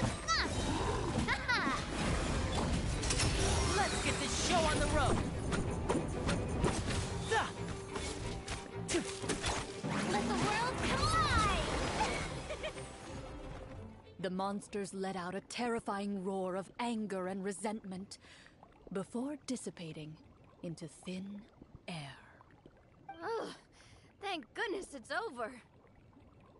We're lucky the Marashose Hunter class came with all those preset skill points. Otherwise, we would have been in some real trouble. I never knew the phytometer even determines the amount of damage you inflict. If you get unlucky, isn't it just game over right then and there? That's part of the fun. The uncertainty of fate is what gives these games their appeal. Just as you begin to celebrate your victory, a suspicious lump on the ground catches your attention. A suspicious lump? Wait, could it be the thing that appears after every battle? I walk up to it, crouch down, and begin to carefully examine it. I've still got my right glove on, so it should be fine for me to touch it, right? As you investigate the mound, you discover that the exposed portion appears to be made of wood. It was previously obscured by the large form of the monsters. With the monsters gone, the small protrusion now awaits your discovery, poking out of the ground like a shy flower bud. Whoa, it's a treasure chest! Que viagem, velho. Os caras estão jogando RPG de mesa pesado. You successfully excavate the wooden chest from the ground. Even without opening it, you can tell from the mora and jewels scattered around the chest that it must contain quite the fortune. Makes sense. We worked hard for this. Let's open it and we can share what's inside. I can understand your excitement, Paimon, but think about it. Doesn't it seem like there are people out there who need this treasure more than us? Yeah. Think about all the people suffering in the capital. Or all those guards who got hurt fighting the monsters. Wouldn't it be better if we gave the treasure to them? Wait, is that how it works? Paimon thought since we were the ones to dig it up, we could just take it for ourselves. É, Lariga. É a Clorinde, velho. A Clorinde que gosta de RPG de mesa. Aí ela chamou todo mundo pra participar. Ah, da hora, velho. Eu nunca joguei RPG de mesa, mas uma vez eu assisti a galera jogando. É bem parecido com isso, né? Mas tem que usar muita imaginação. É isso que a galera que gosta, que joga isso gosta. Well, let's put it this way. Any decision you make during a role-playing game can Velho, e a impact galera the que future joga course isso, of the mano, story. o pessoal tem uma imaginação da hora, velho. Tem que ter pelo menos uma noção de roteiro, né? Pra tu fazer uma história legal. Que a galera entre dentro do jogo mesmo. But would the people really believe us? It's hard enough for us to prove we're Marshose hunters. What if they think we legally? They might get even more suspicious of us. Eu assisti uma galera jogando no evento de anime que eu fui. Tipo, eu comecei a assistir eles jogando, mano. A história que eles estavam contando tava tão da hora que eu não consegui sair da sala lá onde que eles estavam jogando RPG de mesa antes de eles concluir, velho, o bagulho. Quem joga sabe jogar mesmo, sai umas histórias da hora, velho. That's definitely something we should consider. Maybe we can come up with an explanation in advance. Well, if donating it could cause that much trouble, why don't we use it to buy some gear and fill up on good food? Then we'll be ready to fight even more bad guys. Looks like you're facing a difficult choice once again. Well, it's getting late. Why don't we call it a day for now? Wow, where did the time go? I'm not sure if it's because I'm having so much fun with you all or because the story is particularly enticing, but I feel like I could almost keep going. Here, here. Ooh, how about we play through the night? Wow. I'm not sure I'll have enough energy for that. Yeah, that won't work for me either. Lynette will give me an earful if I get home too late. I understand how you feel, Navia, but we have to change venues for the next part of the story anyway. Huh? Another location? Mm-hmm. There's a special note for the GM at the end of this section that says to proceed to an indoor set for the next part of the script. Whoa, he really pulled out all the stops for this new script.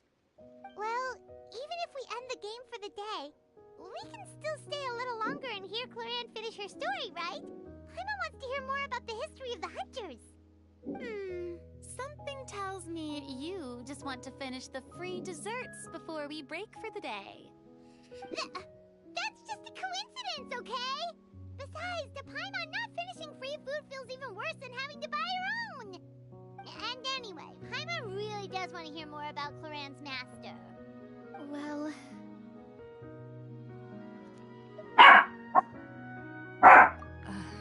It's nothing. Nada, Chief. I appreciate the concern, but it's all in the past.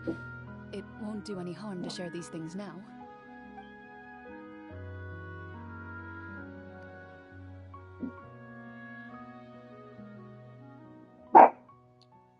Para. My earliest memories are of living with Master. According to her, she saved me from certain people of ill repute. My birth parents had left me behind some time before that. What a heavy beginning for a life story. Master was a fascinating individual, if inexperienced in the ways of raising children. My first ever toy was a short sword. Although I suppose it wasn't so much a toy as something Master removed from her waist and handed to a noisy child in need of distraction. Oh, wait, so she handed an actual sword to a child? Isn't that dangerous? Did you hurt yourself? Of course I did. I cut my palm and bled quite a lot. But Master was not concerned. She just stood there and casually lectured me about it. See, that's what you get for not holding the sword properly, she told me. She then crouched down next to me and said, "Give me your hand. I'll teach you to bandage this wound. After that, it's time to learn how to truly hold a blade." Excuse me for asking this, Clorand, but how old were you exactly when all this happened? Probably around, 3, give or take. Caraca, que maluco. Isn't that when most kids are still struggling to hold a fork? As I said, Master was rather inexperienced in the ways of raising children. She believed trial and error was the best way to teach a child what they're capable of. I'm not so sure this is a question of experience. I didn't see anything wrong with her ways at the time. And anyway, children don't get to choose how they're raised. Oh, she did bring me back a pet from Liyue once. It was a Geovishap hatchling. A Geovishap hatchling? For a pet? That seems even more dangerous. Ai, And what she caraca. said was this: make sure to get along, you two. If you really can't agree on something, just settle it with a fight. Whoever loses is the real pet. And how old were you when this happened? 5. Well, did you win? No, I lost. So, you're saying you actually became the Geovishap's pet? Yes, but only for a week. By the end of that week, I defeated it in combat, and we've shared a cordial relationship ever since. That really doesn't sound like the kind of childhood someone should have. Later on, I gradually understood that Master most likely didn't know any other way to raise a child. She was a Marachose hunter, but I never heard her bring up her own parents. Thanks to her, I learned how to navigate the forest by the age of 6, and could hunt monsters in the wild by myself the year after that. Even though the training she subjected me to was strict, she always made sure to take me traveling when she had the time. We met many of her friends during those days. That was also how I met Mr. Callis and his family. I still remember the first time we met. You were too scared to join our picnic and hid behind Ms. Petronia the whole time. I still hadn't really met many children my age at that time, so I didn't know how to interact with others. After that, though, you started coming over a lot. You loved challenging people to shooting competitions, remember? I don't think many members of the Spina ever beat you in one of those. I had a lot of fun during those days. I enjoyed them too. Oh, do you remember that one time we went exploring around the Spina together? We overheard Papa call your master Fontaine's Protector of Justice. We tried to pretend like we never heard anything, but you nearly let it slip that one time.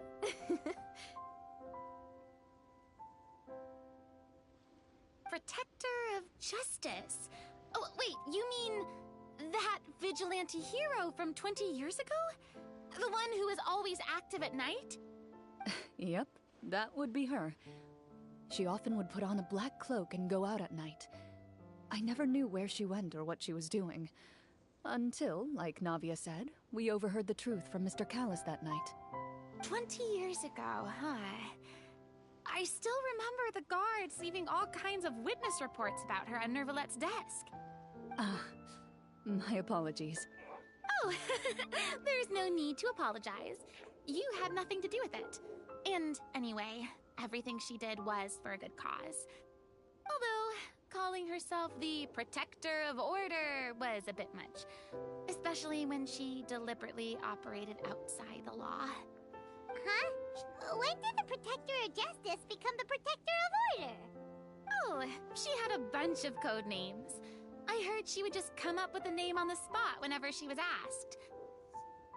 Later on, she probably got sick of answering those questions and decided to stick to just two. The Protector of Justice and the Protector of Order. That sounds like her, all right. I bet she forgot which of the two she'd use by the time she got back each night. Well, she certainly sounds like a fascinating individual. With her strong sense of justice, it's no surprise her student followed in her footsteps. It's true. I always wanted to become like her. Someone powerful, independent, and with a strong sense of conviction. But...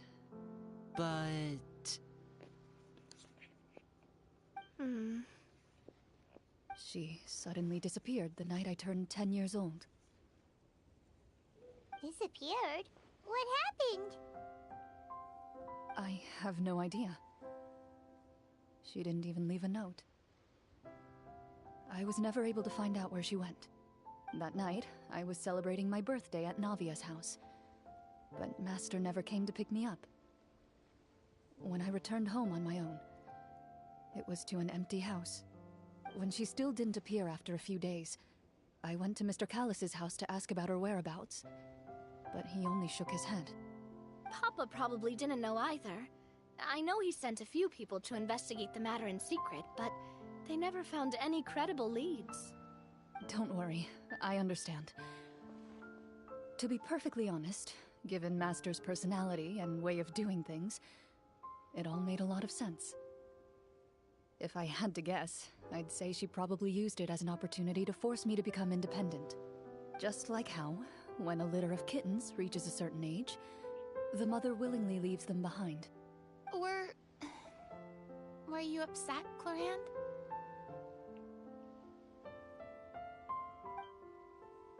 I was at first, but not anymore. I don't believe Master would suddenly disappear for no reason. There must have been something she just had to do. Well, despite everything, you still managed to follow in her footsteps and become the greatest champion duelist in all of Fontaine. You're Pô, practically a Lariga, living quando for symbol of assim, velho, tu justice. deixa baixando no dia antecipado, velho. Eu acho que dá pra deixar no PC. É no PC que tu joga, né? Pelo que eu lembro que tu falou ontem, dá pra deixar baixando bem dia antecipado, eu acho. O download fica lá o pré-download disponível, pelo menos no celular fica, velho. Se no celular dá, eu acho que no PC também deve dar. O que não dá é no PS5, velho. No PS5 tu tem que atualizar quando o servidor cai mesmo. O servidor caiu, às 19 horas a atualização já chega, aí eu já deixei baixando. Tipo, umas 7h30 já tava... Ah, então não sei não, velho. Será que não tá reinstalando tudo? Eu não sei como funciona. I suspect my position No would be PC, far né? too by the books for her. Master always did whatever she pleased. But you're right. I suppose I do take after her in some ways. Porque, tipo, aqui só foi a demora de baixar os 20 GB mesmo, que a minha internet só é 50 MB. Aí quando baixou os 20 GB eu já entrei no jogo pronto, já fiquei esperando o servidor abrir de novo. Who knew Clorand had such an interesting past? I never had the chance to ask her about it before. I wonder if Clorand's master were the champion duelist back then. Would that duel against Mr. Callus have gone differently? Oh no. Judging by the atmosphere, Clorand and Navia are probably thinking something similar. The mood just got super awkward all of a sudden. Well, anyway. Would you look at the time? It's getting dark, so we should probably call it a day for real this time. If we keep talking like this, we really will be here all night. I had a great time today, Miss Clorand. Thank you for being our GM. Anytime. The script was good, but I've got to say, your childhood stories were even better. Hey, you should tell us more about that fight against the Geo-Bishop sometime. Maybe your master was onto something. You could be right. What does she mean, onto something? I certainly don't know any 5-year-olds who want to fight a bishop in their spare time. Guess I'll head back as well. I need to save my energy if I want to continue enjoying the story tomorrow. You're that excited to hear about my fight with the bishop? I was talking about the script.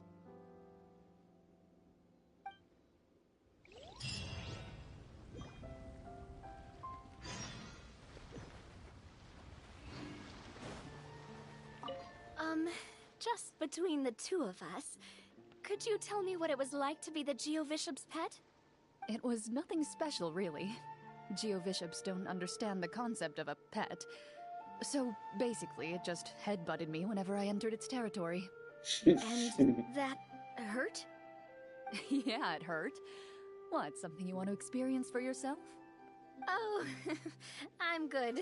Thanks. Vem aqui, caranguejo. Eu queria te pegar. E tu fugiu e eu acabei tropeçando com ela. Ai, velho. Cara, bem no limite aqui, velho. Espera 8 horas do dia de amanhã. Mano, o que que tá falando aqui, velho? Eu já cliquei. Ah, é na aba Events.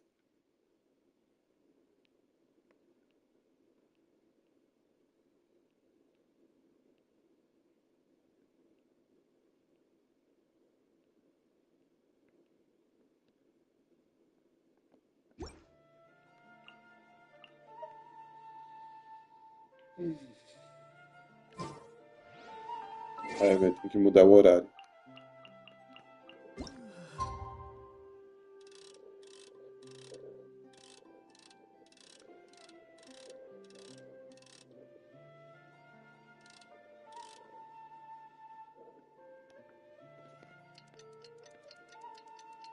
Amanhã às 8.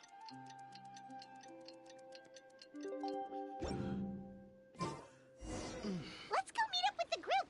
Paimon's really looking forward to today's story. Putz, aí trolei.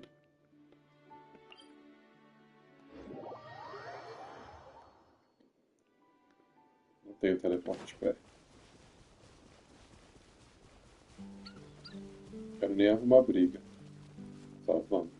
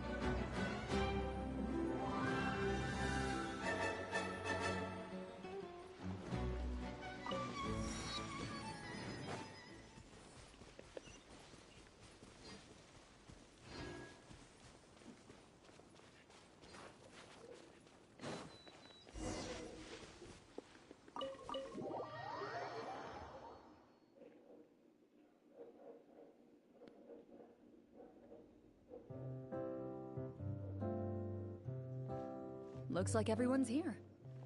Now, before we begin, why don't we finish where we left off yesterday? There was an important decision to be made, yes? I'll pour everyone a cup of tea.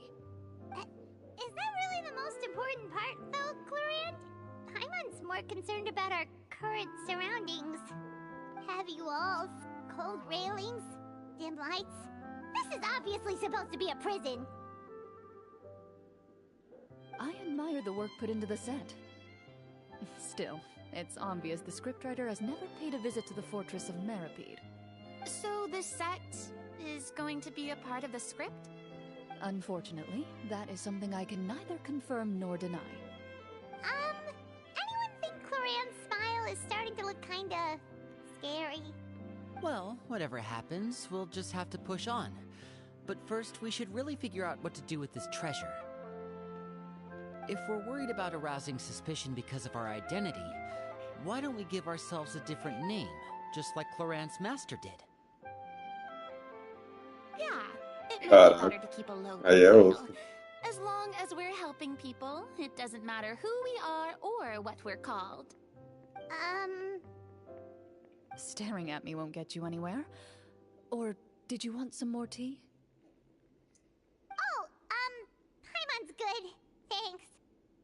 Why aren't you saying anything, Navia? Wait, what's that next to you? Oh, this is the short sword Cloran mentioned last night. I found it. Huh. I'm surprised you managed to track it down after all this time. Well, I made sure to take good care of it, considering the circumstances in which you gave it to me. Of course I had to keep it safe. Anyway, where were we? Oh, right. I was just thinking about all the potential ways for us to break out of prison. We could dig a tunnel, or try to bribe the guards. Wait, we haven't been thrown into prison yet, have we? Well, it's only a matter of time. It pays to be prepared. Just like how you should always have an umbrella on hand, even when it's sunny. Alright, Paimon's made up her mind. Let's just give the treasure away. Paimon may have wanted to keep it, but if it's going to land us in prison somehow, Paimon will be too upset to enjoy her snacks.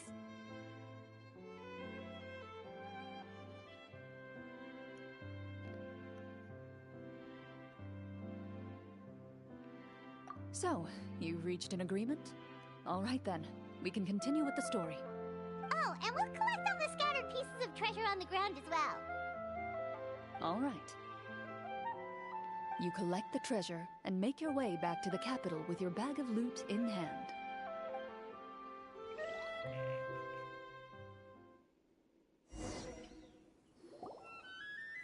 The city is still shrouded in a gloomy, oppressive atmosphere, but your spirits are surprisingly high. In places where sunlight struggles to reach, you generously share your wealth with the children, the elderly, and the poor in urgent need of help. Thank you, kind soul. The elderly woman's look of gratitude follows you as you walk away, her eyes never leaving your back until you move entirely out of sight. However, there's still quite a bit of Mora remaining. It appears you haven't made much progress. She's probably trying to tell us to speed this up. We need to hurry up so we can address the sorcerer problem. Should we go find that man again at the square? He seemed like a pretty responsible guy. I'm sure he knows the people here far better than us. Oh, good idea! Just as you start to make way to the square, intent on finding the man again, there's a voice.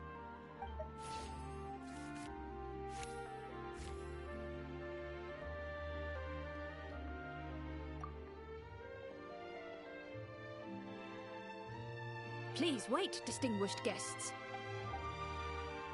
Several strange guards suddenly call out to you.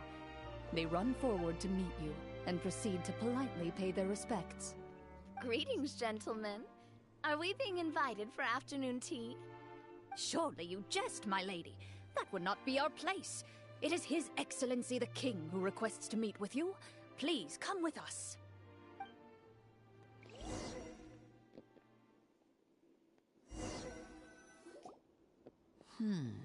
Do you think this could be a trap? We have to investigate the court at some point, right? Meeting the king himself would be a fantastic opportunity to do that. I say we go for it. If something happens, we'll just turn the whole place upside down. That sounds a little intense. After a quick discussion, you nod to the guards and agree to follow. They lead you all the way to the audience hall of the palace. Gilded tables line both sides of the hall. The space itself is adorned with all manner of expensive antiques, glass shelves, and silver candlesticks. The items appear quite ordinary in size and dimension, yet their presence somehow makes the emptiness of the hall feel even more surreal and ominous. Wow, it's so luxurious! The elderly king, clad in a magnificent robe, sits upon the deep crimson throne before you. He wears above his head a majestic crown, with a gemstone the size of a bird's egg set right at the very front. As you observe it, you see a complex pattern of light reflect off its surface. Ahem. They're here, Your Majesty.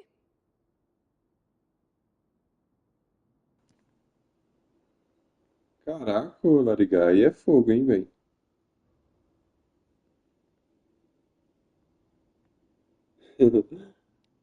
Aí é tiração, mano.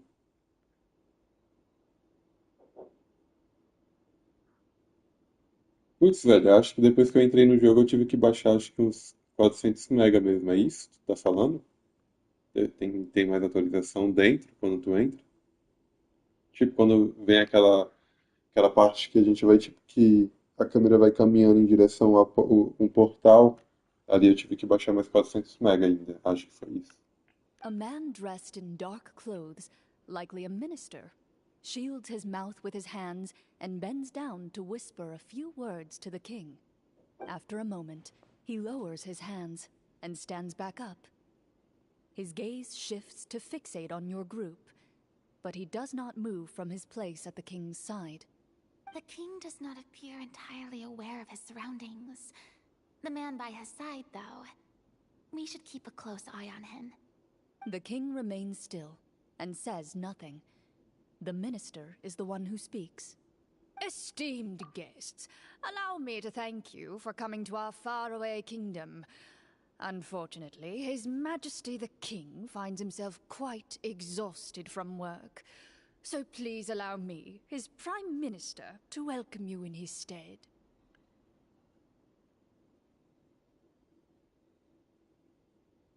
Eu tenho vontade de ir para Portugal também. I've heard tell that your group, the Marechaussee Hunters, used your exceptional ability with the sword to repel the monsters near the capital. Such a great deed deserves to be rewarded. However, seeing that I was not fortunate enough to observe such a feat with my own eyes, you'll forgive me for seeking to verify the truth by speaking to you myself. Well, we've got nothing to hide. You brought us here to talk, right? So we'll just explain what happened.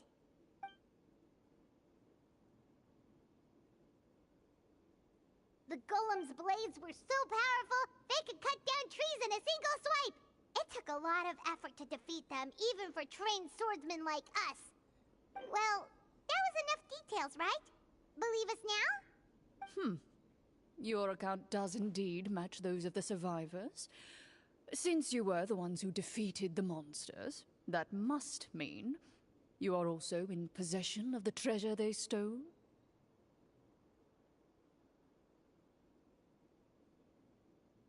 Well, we did take the treasure, but... How did he know about the treasure? Then I must ask that you return it at once. It belongs to the kingdom.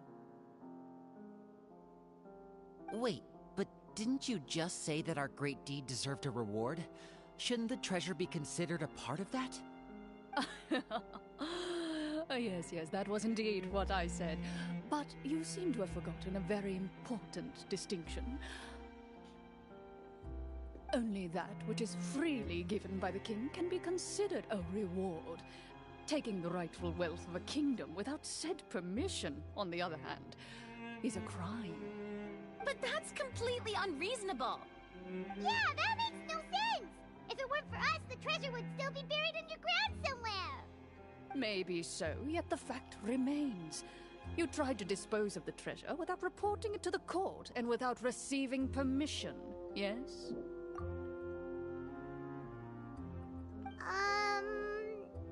What, no answer? Surely you're not insinuating that you, a group of legendary Marashosei hunters, sought to take the treasure for yourselves? Well, what about the king? Is he just gonna let this guy talk for him the whole time? Clad in his magnificent robe, the king remains seated, with his hands resting on either side of the throne. His posture is rigid and unmoving. He stares forward with an empty look in his eyes, completely unmoved by the events before him.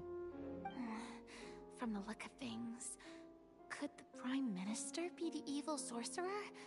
Or could both the King and the Prime Minister have fallen under the evil sorcerer's control? I would like to observe the number of guards stationed in the hall. The guards in the palace appear fully armed, their expressions solemn. Sensing the tense atmosphere in the room, they stand at the ready, each with a hand placed upon the hilt of their sword, as if prepared to draw their weapons and surround you at a moment's notice. Well, there goes my plan to turn the whole place upside down, I guess. It appears we've been visited by nothing more than a group of ill-intentioned imposters. What a pity. Guards, take them away and throw them in the dungeons. Before I decide your fate, however, I must first determine whether you have any accomplices outside the court. Can't we try to slip away? Or maybe start some kind of riot? But if we try to fight the guards right now... Don't worry. At least we figured out who's behind all this. Let's just play it by ear. If you're scared, Paimon, just hold my hand. Aw, thanks, you guys. You allow yourself to be led away by guards surrounding you on both sides. It's only when you begin to feel drops of water falling from the dungeon ceiling and smell the stench of death and decay all around you that you finally realize you've stepped into a completely different world. Stay here, and don't try anything funny. The guards lock the cell door and leave without looking back. Wait, sir!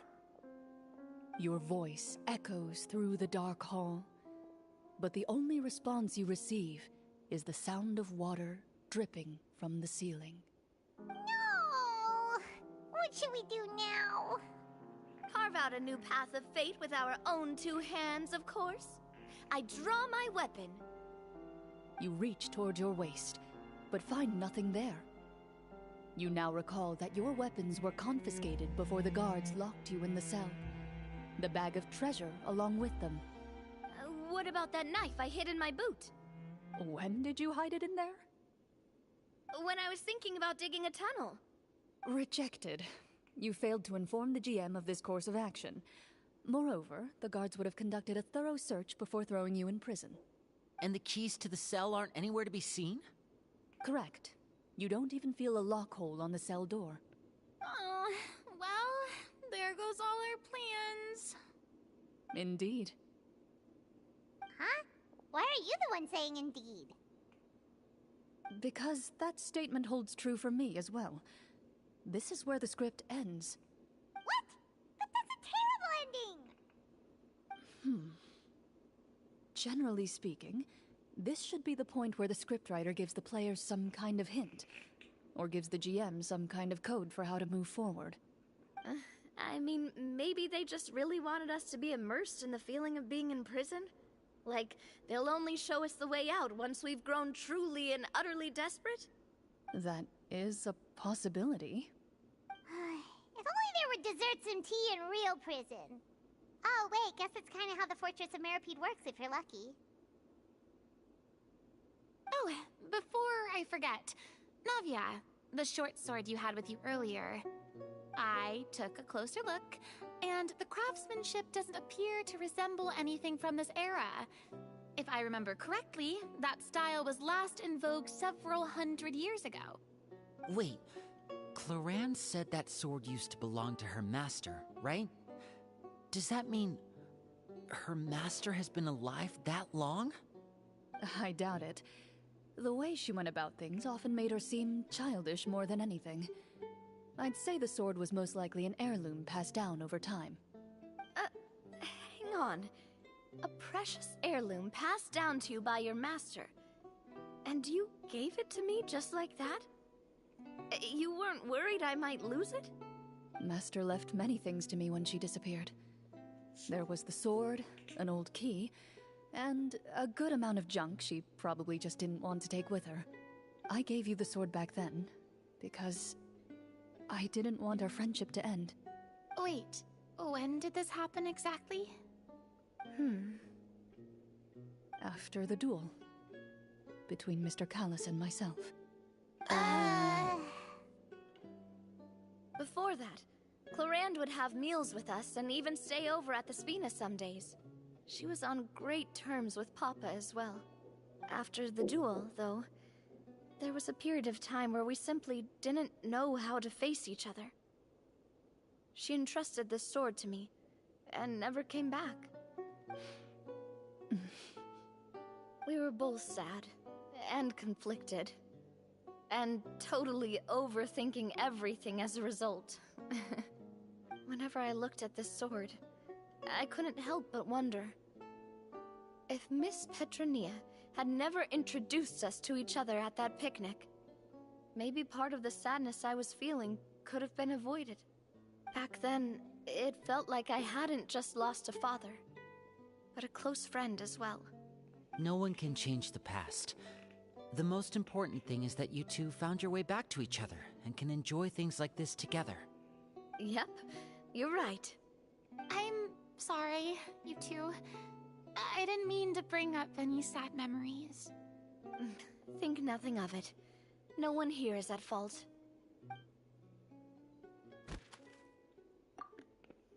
Caraca, Lariga, ainda, velho. Olha a carinha que tu colocou aí. Cara, é tiração, mano. Aí é fogo, hein? Huh?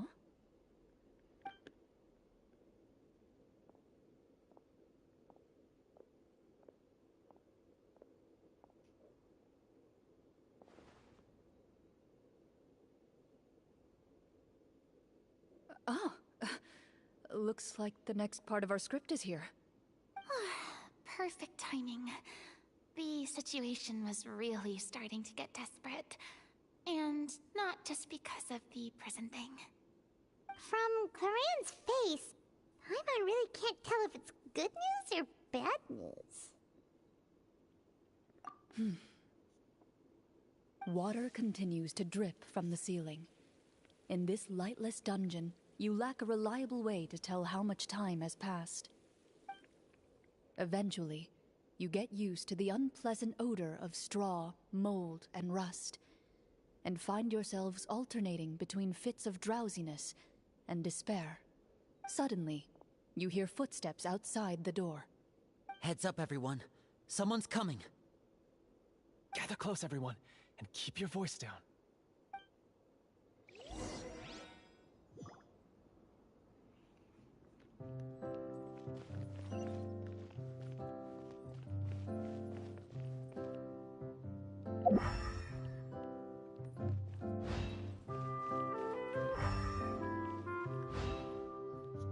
Who are you? I work as a guard in these dungeons, but my true identity is the same as your own. I'm also a Marashose hunter. Huh? Shh. I've already sent away the other guards, but if we make too much noise... I understand, but how can we be sure we can trust you? The king has issued a formal decree. In light of the irrefutable proof of your crime, you're to be executed before tomorrow's sunrise. If you want to escape, it has to be now. Executed? We barely did anything! Monsters appearing at the same location as the treasure. Could this entire thing have been a trap? There will be time for speculation once we're out of here. As for my identity, I have no way to prove that to you just yet. Infiltrating the capital was difficult, and finding a chance to speak with you has taken a lot out of me. I could go on, but I think we can all agree that now is not the time for details. Have you seen our weapons anywhere, sir? Don't worry, I brought them with me. They're just behind the door. Still, these weapons alone won't be enough to defeat the true enemy behind the scenes. His faction is too powerful. The guards are all under his control, and he's even stationed a number of golems in various rooms throughout the palace. To defeat him, you must find a secret vault. It is said that within that vault, the Marechaussee hunters of the past left behind a treasure with the power to defeat the sorcerer. You're not coming with us? No, I'll remain in the dungeons to deal with the guards. I'll try my best to distract them so they don't go after you. As long as my identity is not revealed, I'll be able to aid you when the final battle comes. In that case, please stay safe. Thank you for your concern. I will do my utmost. As for the location of the vault, here, this map should lead you there.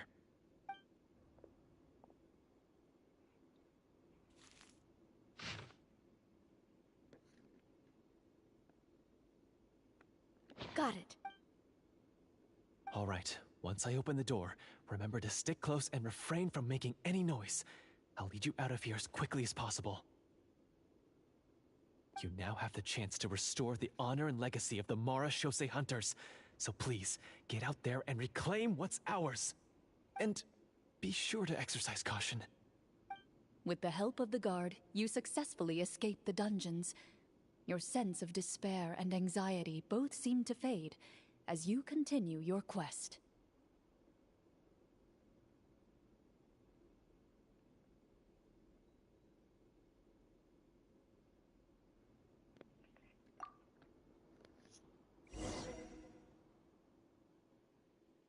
Wait, we didn't get to use our skills at all while we were in prison. Who knows when we're gonna get the chance to use that cool summon spell? That is a pity, but we can only continue to move forward.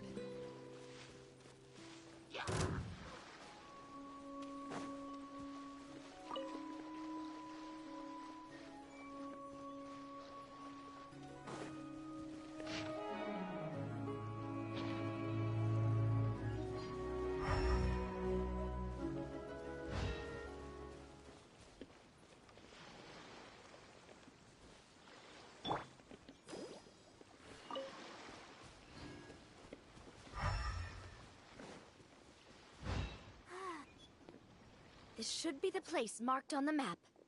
This bit of rock certainly looks suspicious. Well, I'd say an investigation's in order then. Plus, if all else fails, we can just blow it up. Wow, you really meant that!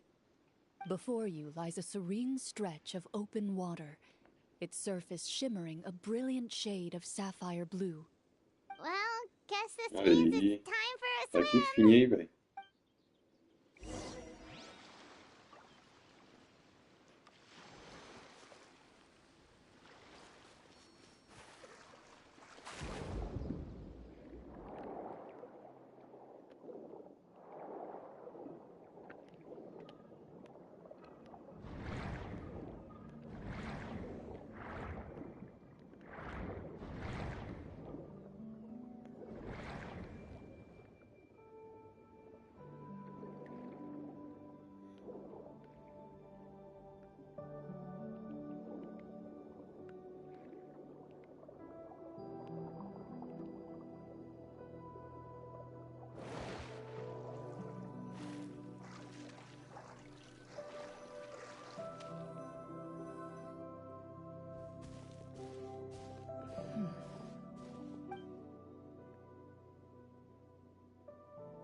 Oh, what's the matter? It's nothing. As you step into the cave, you find yourself in an eerily quiet space. Before you lies a narrow passageway that appears to trail off endlessly into the distance.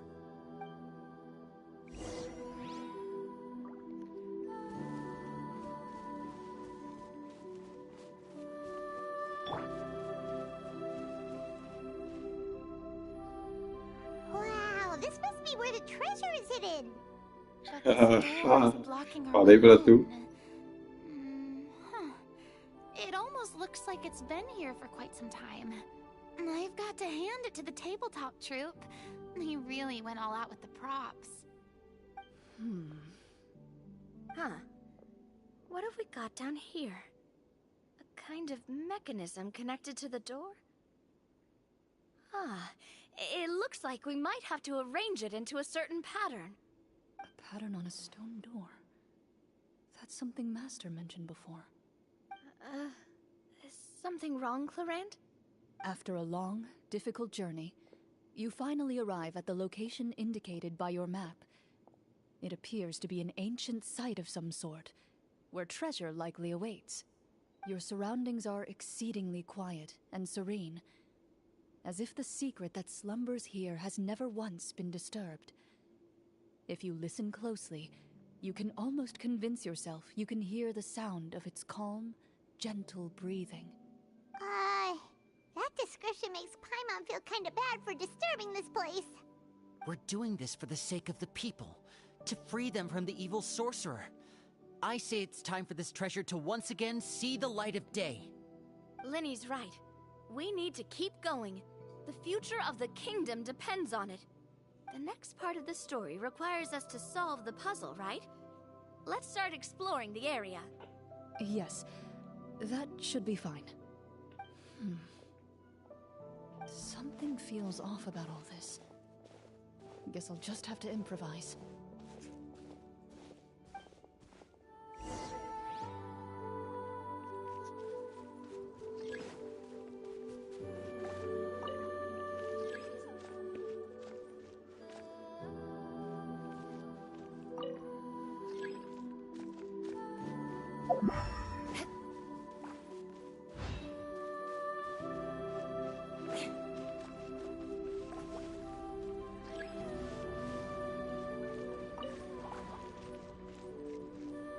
I found something!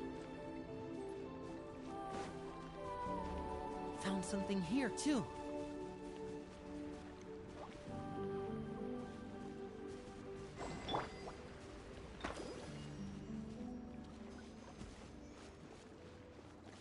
Same here.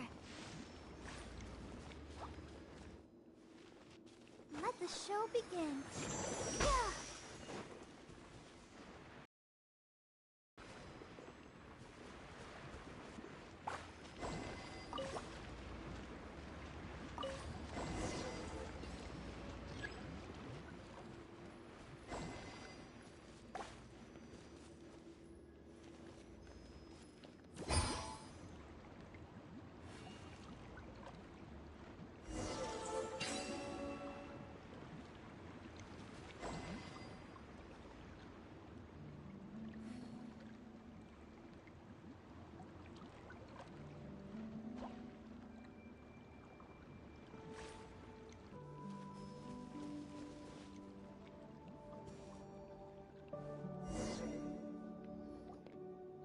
It worked!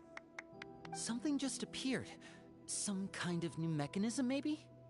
By solving the puzzles, you prove yourselves worthy of inheriting the secrets of the past. At the end of each puzzle, you're rewarded with With? a key. Oh, it must be the key to the big door. Huh?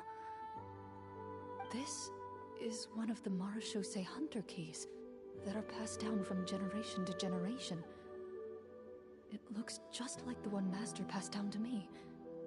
It is said Aê, that véi. keys Finalmente, are hein? required to form the final, complete key. And it seems like we just collected 3 of them. That must mean... Huh? What's wrong? You hear a few strange noises.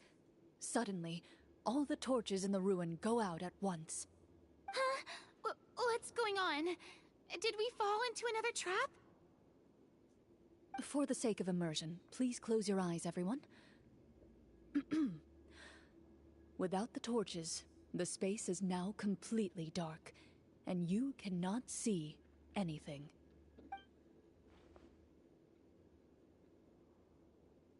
But Paimon can still see a little bit over here. Oh, right. Sorry. Suddenly, you hear the sound of footsteps pierce through the darkness. There's someone else here? Oh, this is so unsettling. I can't see anything. I've been discovered then? Wait, that voice, it's... You recognize the voice as belonging to the guard who led you to this place. It appears he now covets the treasure for himself, and has come to stake his claim. Oh, so this is just part of the script. Then I can probably relax. Well, if we can't see anything, that means we can't fight to the fullest of our abilities. Should we retreat for now? Judging by the way he's holding his sword, he must be a real Marashose hunter. But this isn't part of the script. Retreat? That's not the hunter way. If it's dark for us, then it's dark for him. We choose to fight. Your choice is noted. Please keep your eyes closed until I tell you the torches have been relit. This battle will be in the dark. You got it! Well then, let us begin.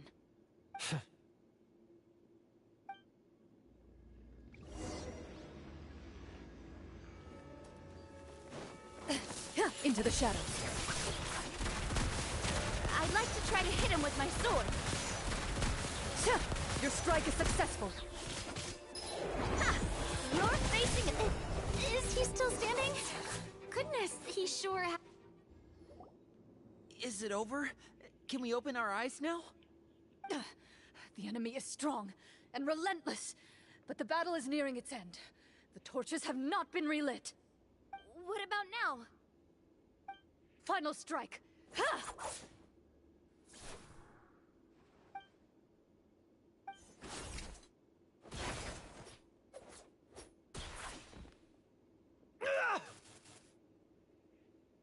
Oh, well, did we get him?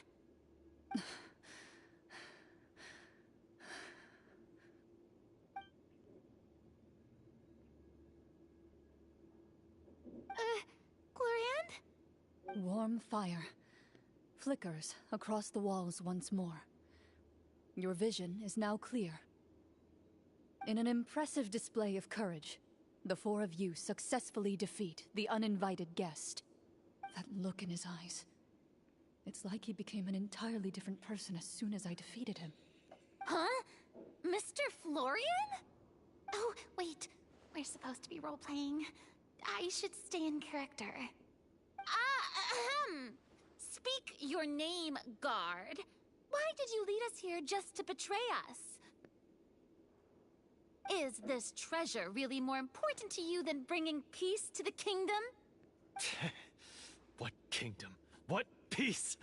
Those were nothing but lies! I, Florian, am a true Marashose hunter, descended from hunters of ages past. So he's also using his real name. Or, wait, was that the name of his character from the very beginning? Then I'm even more confused. If you truly are a Marashose hunter, shouldn't you want to help us just like you said before? Shouldn't we fight together for the sake of the people? What do you know? In this day and age, there's no glory to be had as a Marashose hunter. What's that supposed to mean? My skills were passed down to me by my father. We lived a life of obscurity in the remote wilderness. Still, he devoted everything he had to being a Marashose hunter. And what did he get in return? A life of poverty and pain. In a world that forgot all about him. When he died, not a single person came to mourn his passing. The Marashose hunters were the ones who saved this city. We're heroes! We deserved more recognition and respect than this! Is he talking about how no one in the capital seems to remember the hunters and their legacy? I didn't expect the script to contain this level of social criticism. So that's why you want to take the treasure for yourself? You feel like you're owed fame and wealth? If you already knew where the treasure was located, why didn't you just come down here and take it? Because I still needed the final key. Only a true Marashose hunter is capable of passing through this final door. As someone who sought to hurt others for his own gain, Florian lost that right long ago. Okay, but what is this treasure anyway? We've got all the keys, right? So can we just go in and take a look? You're sure you want to go in? Vai lá, Lariga. Beleza. Véi, tu vai ter que sair depois que conseguiu atualizar o jogo, véi. Aí é triste, hein? Uma demora pra atualizar e tu tem que sair. We've been talking about it for so long. Of course we want to see what's inside. And we've already defeated Florian, right? So he won't try to take it from us anymore. Pesky brats. Watch yourself. Then let's open the door together. Vai lá, vai lá. All right. Your choice of action is confirmed.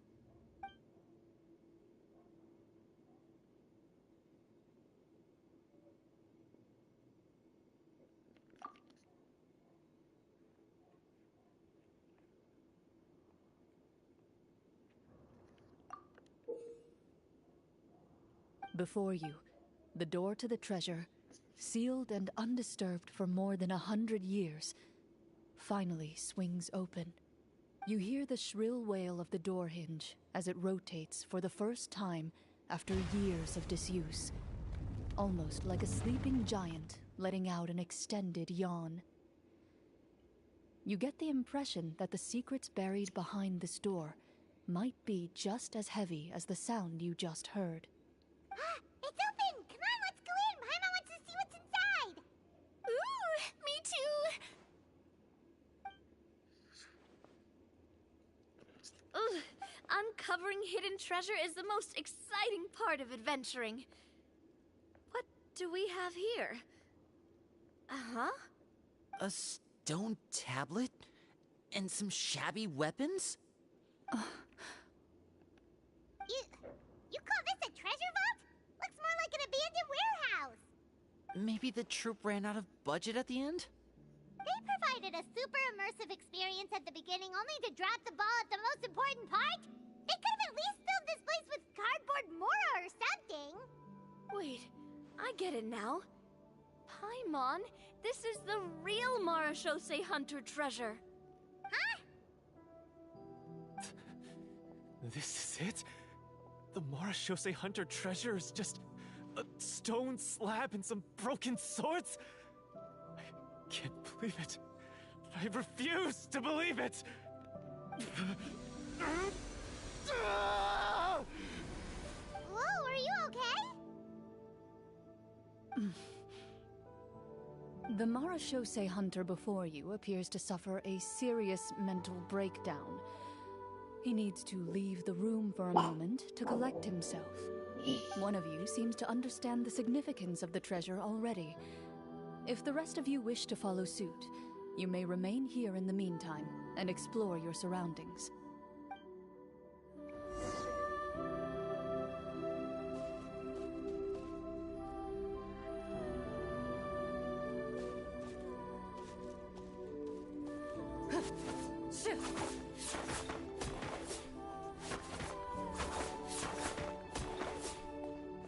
Loaded.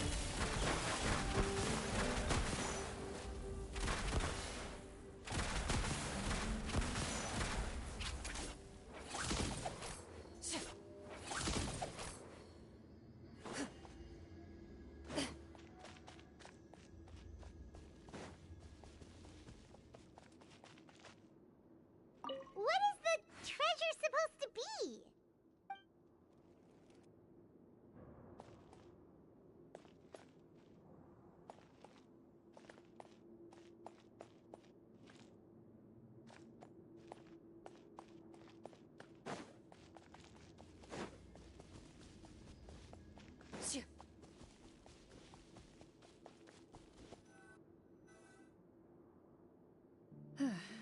So, how are you doing? Feeling any better? What just happened? Do you remember how you got here? Or what happened to your body just now? I remember now. I brought you here because I wanted to... The explosives in the cave! You mean these? Huh? How did you... I could tell something was off the moment I stepped into this cave, so I kept an eye out. I've already dismantled the whole thing. So the strongest champion duelist in all of Fontaine saved the day once again. Guess I shouldn't be surprised. It would seem your skills as a Marechaussee hunter are as sharp as ever. I deserve some answers, don't you think? Tell me why you wanted to lure me here. Everything you said earlier sounded like the truth. Luckily, your monologue was dramatic enough to convince my friends you were just role-playing. I don't know. I just always felt like there was something in my heart that didn't belong to me. Something agitated and angry. Who knows? Maybe it was my own anger all along. I could never really tell. The feelings about my father and the other Marechaussee hunters are real. It just wasn't fair. I was angry, bitter that no one remembered them or praised their accomplishments. I don't know when it started, but at some point, my anger came to completely consume me. At that point, I remembered the legend my father used to tell me. The one about the treasure. But if the treasure was all you cared about, why plant all those explosives? Wouldn't they just destroy the treasure and bury you along with it? I can't remember. My head is a mess. It felt like there was this voice telling me to eliminate the hunters, but now it's gone. From your description, I suspect you were dealing with a Devorator. Devorator? Oh, your master... your father, I mean. Never talked about it? It was a kind of monster that was active several centuries ago. No, I've heard of it. I'm just not sure why you suddenly... Wait, it can't be. The seal! The seal? My family has served as Marechaussee hunters for many generations. But the title and swordsmanship weren't the only things passed down over our line. There was a seal as well. My father instructed me to always watch over that seal and maintain it regularly. He said it had been passed down over a truly ancient age, and protecting it was our clan's most important duty. But I neglected that duty after he died. I finally decided to come down and check on it one day, and that's where my memories become fuzzy. The Devorator would be a formidable adversary for any mortal being, even ones as capable as the Hunters. If you lacked the power to completely destroy it, you could easily fall prey to its influence and corruption. In light of this, some Marechaussee hunters chose to seal the Devorator away, in the hopes that a permanent solution would come with the passage of time.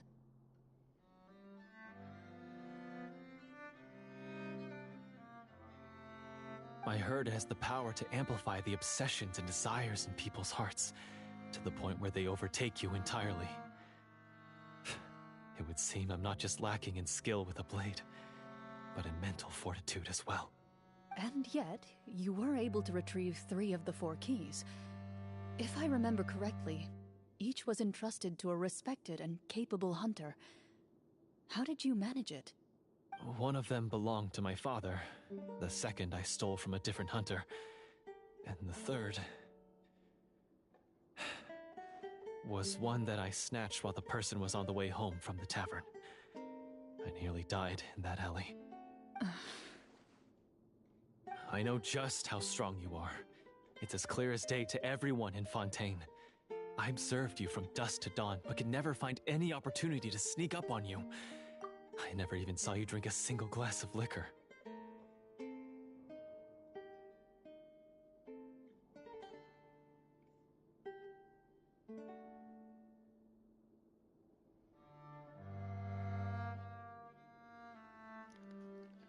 Beleza, Biel. É nóis. Não vai jogar não, velho? A missão nova e a missão dela? Tem uma missão de Archon de nova, velho.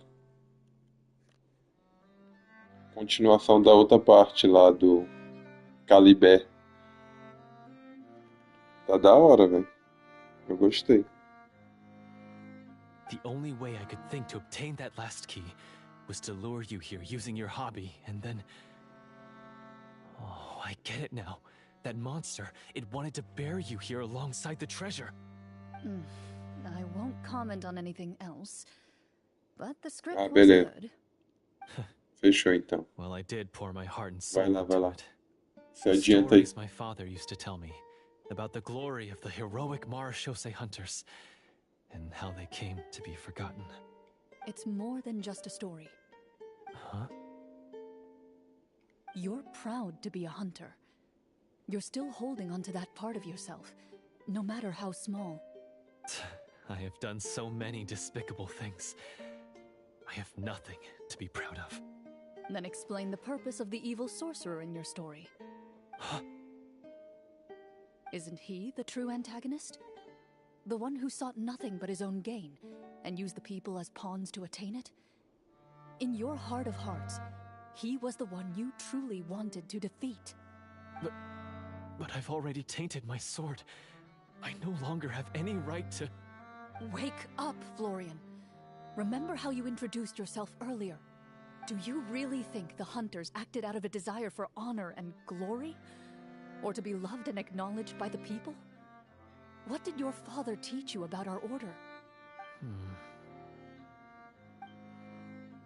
You do not wield your sword for yourself, but to protect those you serve. There's nothing special about a blade. It's the intentions of the wielder that matter above all else. Do you still not understand? Even after seeing the treasure for yourself? The contents of that room, they represent the true legacy the hunters left behind. You're right. I am a Marashose hunter.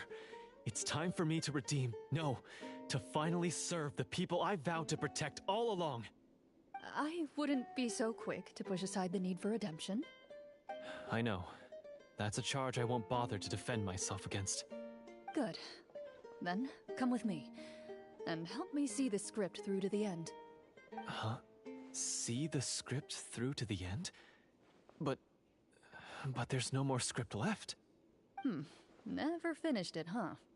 No, I mean, I wrote the script with the sole purpose of luring you all here. There was no reason to write beyond this point. Then we'll just have to keep writing it. The evil sorcerer still needs to be defeated. You mean the Devorator? Are you saying I have to make up the rest of the script as we go along? Is that really so hard? You've already written most of it. Surely you can write an ending where the hunters win and justice prevails. I'll be there to help you too. You aren't afraid your party will fall into danger? I know what my friends are capable of, and they're all quite skilled. Besides, I need their help. Then, are you going to tell them the truth about all this? I don't intend to spoil the fun.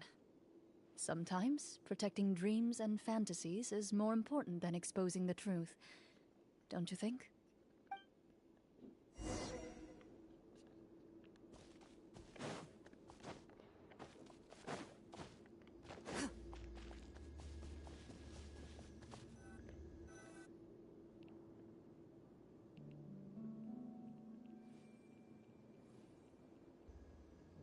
They're back! That took a while.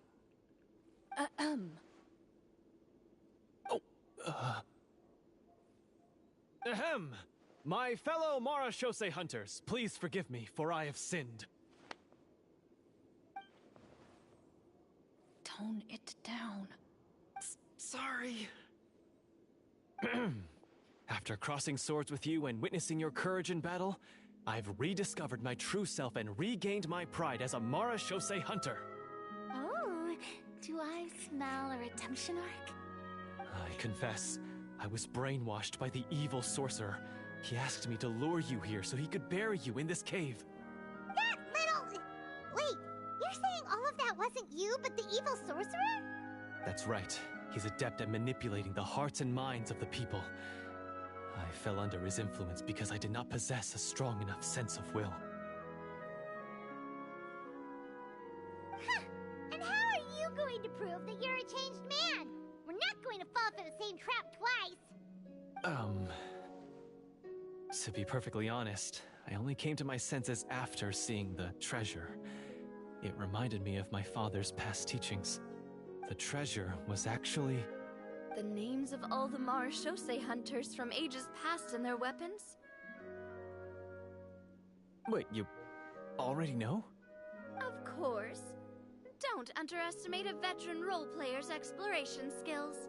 Oh, wait, I mean Marashose hunter Navia's exploration skills. We just finished reading through the content of the stone tablet. That tablet recorded the lives of some fascinating people. For example, this Marashose hunter called Est. She inherited the responsibilities of the Golden Hunter and passed judgment on many people. But in private, she had a very easygoing personality. Her favorite pastime was singing and dancing with her friends, and she was said to have a beautiful voice. So, she was just like you. Oh, you really think so? Well, when you put it that way, I suppose I also have a few things in common with this Walter. Working as an executioner, he supposedly used a countless number of tricks to confound his enemies in battle. Oh, if only I could have seen the feats of magic he pulled off back then. Their lives were all so exciting. You could write so many cool books about their accomplishments. How could they have all been forgotten? Because they chose to be. To hunt monsters that only appear in the shadows, you must also operate in the dark. To be a Marashose hunter is to willingly give up on wealth and fame. Then this stone tablet must have been left behind by their companions. That's right. Few Marashose hunters ever revealed their identity to the public. They always protected the city from the shadows. The only time they spoke of their accomplishments would be at night, when they gathered with their fellow hunters in front of the bonfire to share stories of the monsters slain by their hand. So, this tablet was created not so that the hunters would be remembered by the people, but so that they would be remembered by each other. No wonder this place was so well hidden. You regard the stone tablet in solemn silence. The names of your comrades etched onto its surface serve as a reminder that you are never truly alone. The tablet proves that, although a hunter walks a shrouded path, it is not a solitary one. There will always be those who walk beside you, a fact that remains as true today as in ages long past. Their legacies shall continue to be passed down from generation to generation, as everlasting as the stone onto which their names are carved. Father, you once told me that I should seek out the treasure if I ever became lost. So this is what you wanted me to find.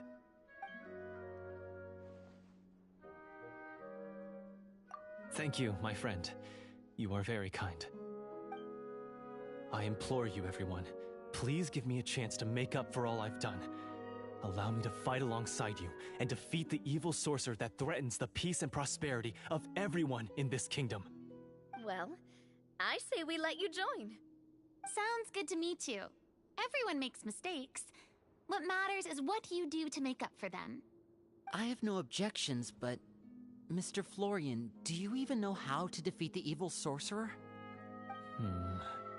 When he took over my mind, I gained some insight into his thoughts. Every time I thought of the treasure, he reacted with a strong sense of fear. Huh? He's afraid of the treasure? But there's nothing here except some broken weapons in the stone tablet. What if the secret's hidden inside these weapons? GM, permission to investigate.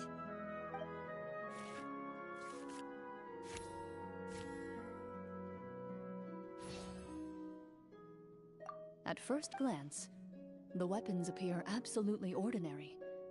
But as you observe them, you notice a faint energy emanating from within. These blades have slain countless monsters. Though it's been a long time since they were used in battle, their edges remain sharp, as if they're simply waiting for the next worthy hunter to carry on their legacy. So basically, take these with us, right? I'll take this weapon, since it used to belong to Est. Maybe it'll find comfort in being held by someone who appreciates the arts. Ah, good Fala aí, idea. I'll Thiago. take Mr. Walter's bow then, from one Que archer manda? magician to another.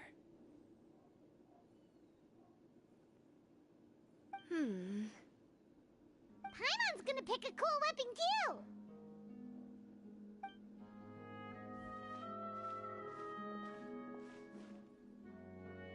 As you grip your weapons, you can almost feel the will of past hunters coursing through your being. It's a feeling of courage, determination, a silent vow passed down from generation to generation that says, eradicate the monsters, no matter the cost.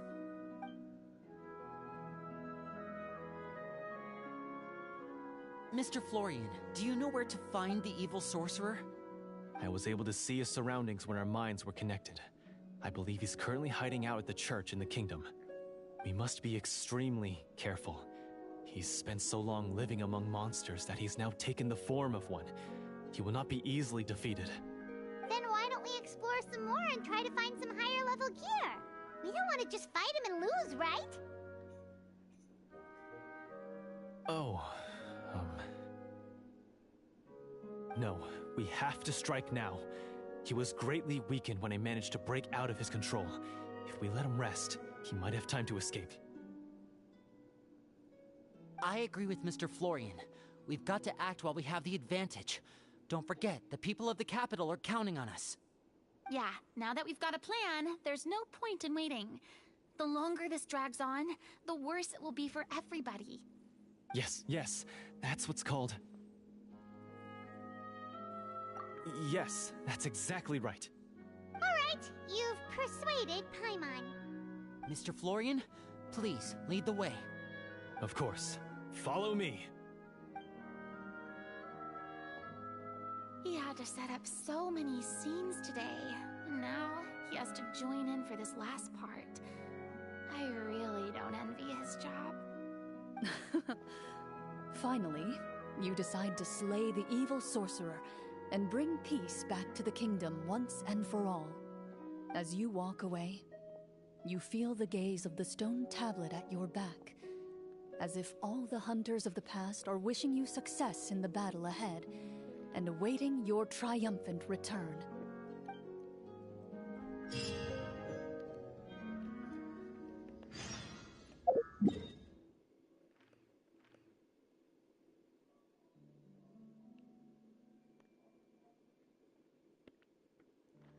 Caramba, velho. Oxi.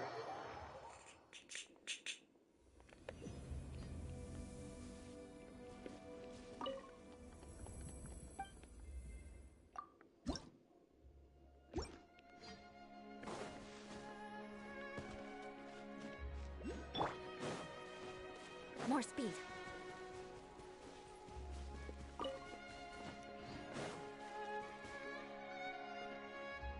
Finally, you arrive at the church Florian described.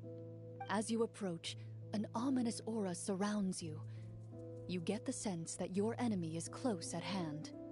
How strange. This uneasy feeling seems so real. How did they manage that? Now, it is time for the final battle. Let's go.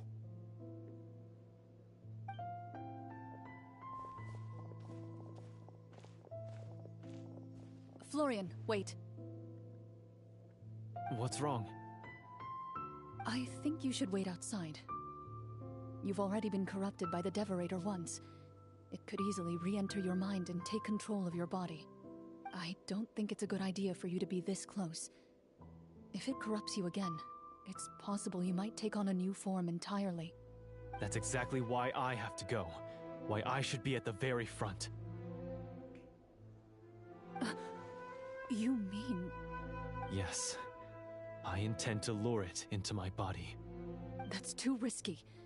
If things get out of hand, I might have to kill you. Do you understand how dangerous this is? I understand, but if I do this, you'll have a clear and visible target. The Devorator will have a hard time passing up a chance to enter a body it knows how to control. You won't have to worry about any of your friends being taken over. Manda o link que depois eu vou assistir quando You're not terminar like aqui a me, missão. Miss Clorand. You're a just and powerful Marashose hunter. The monster broke free due to my error. It's only right that I shoulder the responsibility for its destruction. This is... something that I have to do. Consider it a duel to restore my honor. My only request is that you give it your all.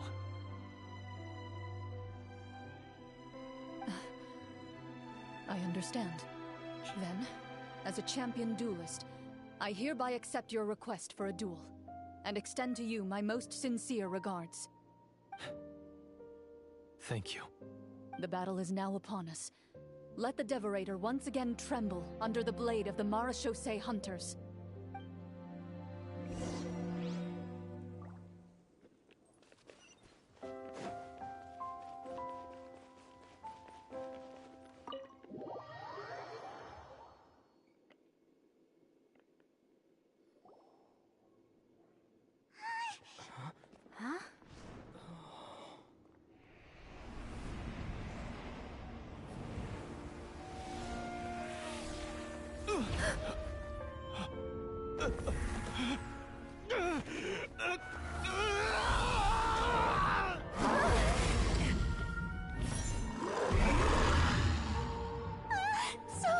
So lifelike!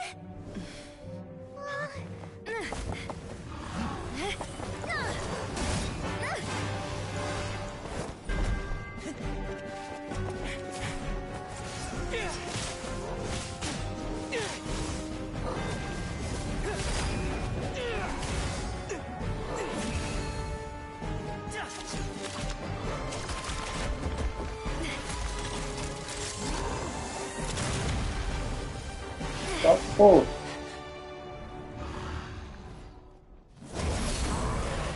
Why is nothing working? This foe is not invincible. You hold the treasure. The power to defeat it in your own 2 hands. The treasure? You mean... the names! It's the Marashose hunters' names! How are we supposed to... You forget, Paimon? There's still one skill we saved until the very end. Hunters fight not for fame, but to aid the people whenever they are summoned. Walter the Marashose Hunter, master of 1,000 tricks, executioner of the Phantom Hunters, I call for aid! Est, the Marashose Hunter, inheritor of Cassiodor's will, judge of the Shadow Hunters. Answer my call!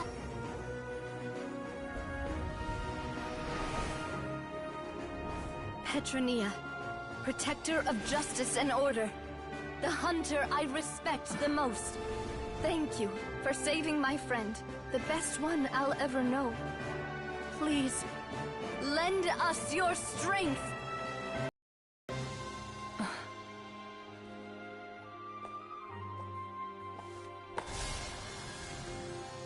We have come to answer your summons.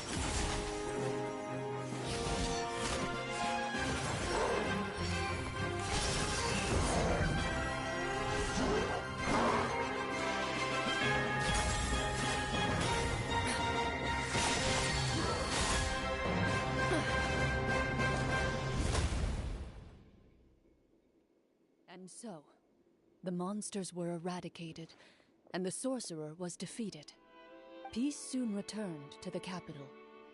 Those in the court, manipulated by the sorcerer, also recognized the errors of their ways. Some remembered the names of the heroes who saved their kingdom, but others simply continued their lives none the wiser. Such is the story of the Marashose Hunters. They pursue the phantoms in the darkness and exterminate all who pose a threat. They will always protect the city and those within it, even should all memory of their accomplishments be forgotten by the very people they serve. assuming we've finally reached the end of the script. Yes, you've reached one of the better endings. It's a pretty solid story overall. I thought it was just an ordinary adventure at first, but the further we got into it, the more impressed I became with the production and the plot. That final battle especially. All the effects were super realistic. Igual ela Oh, sabia. right. Yeah, totally. Ah, that's a really good point. I never expected the weapons we picked up from that vault would have that kind of effect. Yeah, mine nearly scared the daylights out of me when it started glowing. I took a good look at it after we got out, but I don't think it ever lit up again. Oh, we should probably give these props back, right? I'll just leave mine here. Did you have a good time? Of course.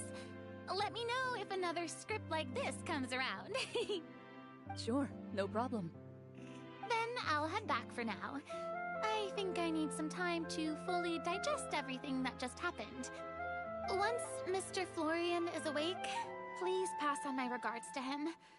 He must be extremely exhausted to have passed out cold like that. You're right. He's had a lot to deal with. Well, see you all some other time. Toodaloo!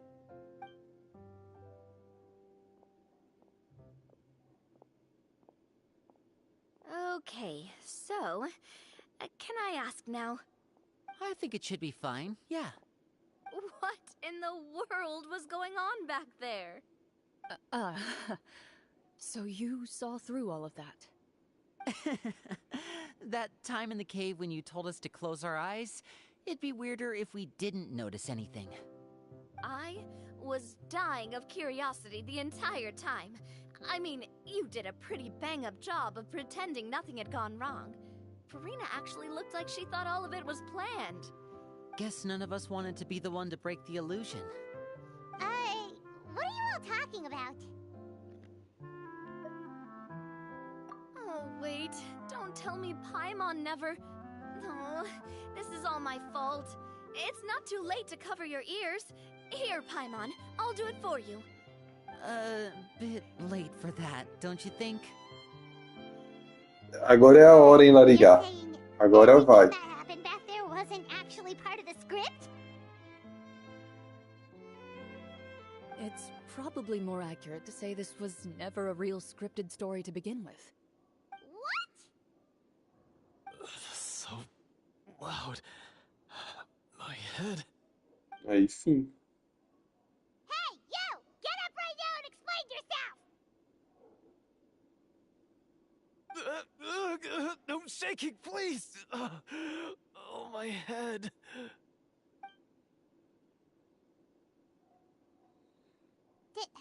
Did Paimon just hear that right? You guys made up that whole last part on the spot? It's not nice to lie to people, but Paimon's gotta admit, that was a really good story, Florian. Oh, and nice improvisation, Florian! Yeah, it was like watching a magician improvise a spectacular magic trick after forgetting an important prop. If Paimon knew something was wrong with that vault, she would have floated straight in the opposite direction! Everything was under control. As if you've ever described a situation as being out of control. I'm pretty sure any situation you consider to be easy to handle would scare a reasonable person half to death. Guess I'm just used to it. You must run into a lot of unexpected situations then. That explains why you're so good at coming up with things on the spot. As for you, Florian... I know there's no excuse for what I did. I'll turn myself into the guards at once, confess my crimes, and accept any punishment that comes my way. I would say you've already suffered more than enough. What? You may have been blinded by fame and fortune in the beginning, but your actions during the final battle had proven you to be a true Marechaussee hunter.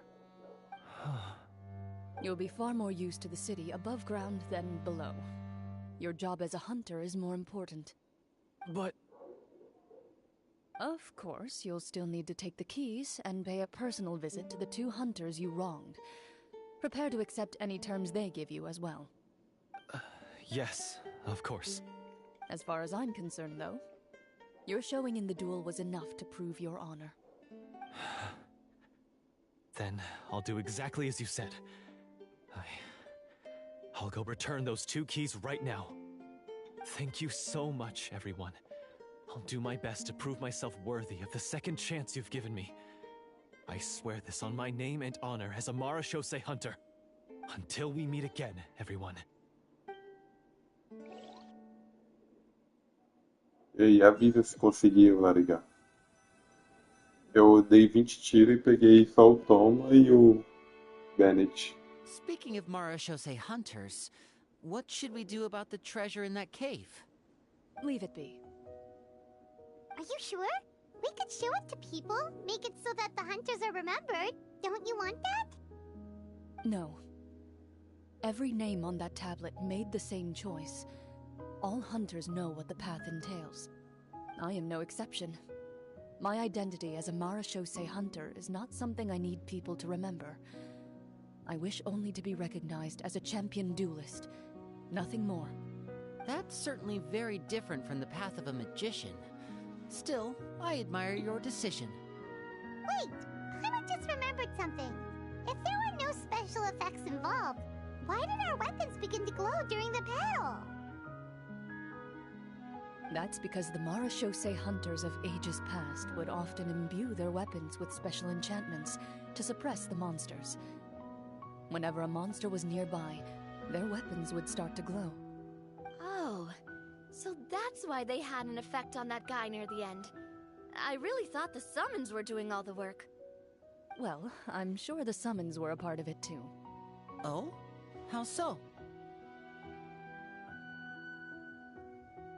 This particular Devorator probably hailed from the same era as the hunters we saw in the room. The names you recited all belonged to the bravest hunters.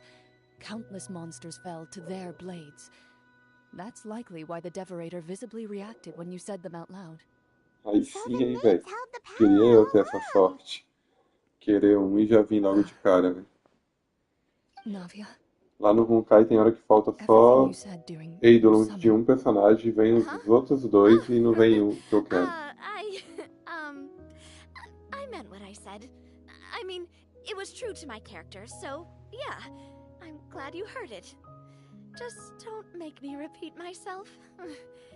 It's embarrassing. I really appreciated those words. All right. Don't get all sentimental on me. Anyway, let's not talk about that anymore. I'm going to go on ahead. Don't fall too far behind now. She ran off!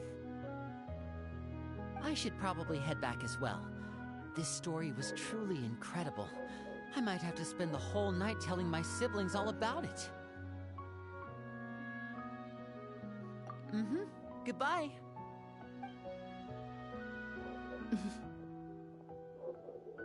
Traveler, should your name and deeds be forgotten, what do you think the significance of your journey will be?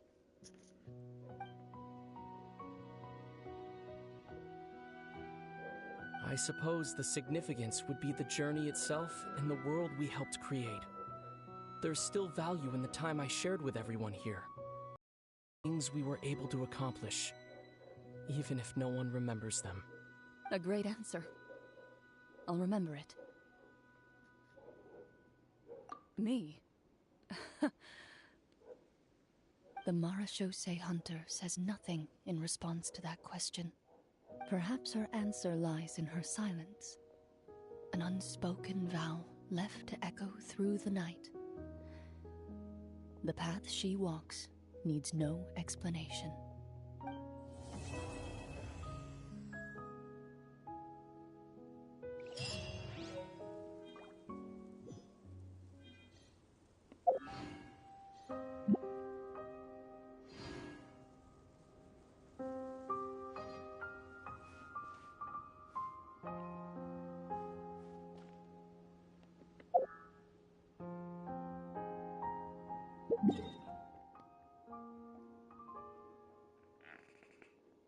Caraca, velho, fica debaixo d'água esse teleporte.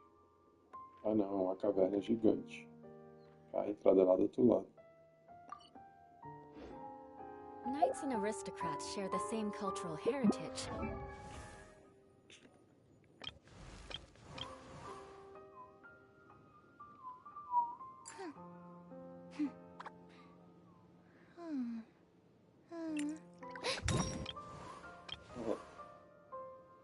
Explodeu. Caralho, velho, tenho que pegar. Maninha.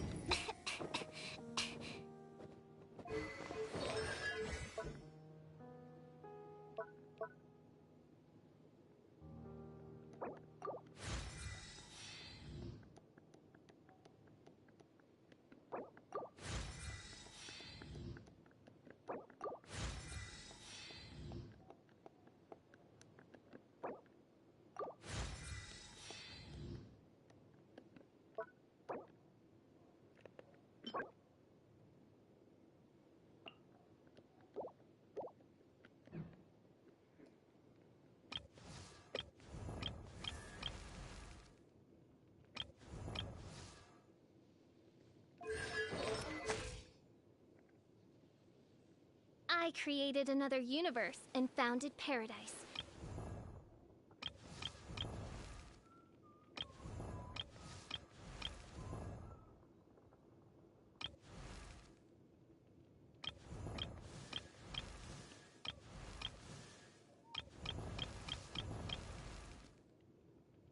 Benny's adventure team, assemble!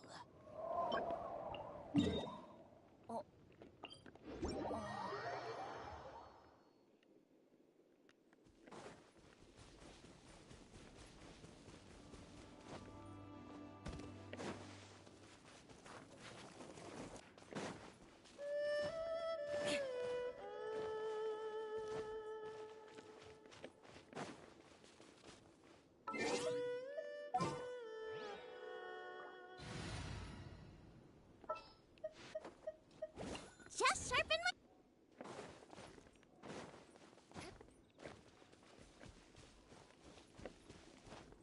More speed.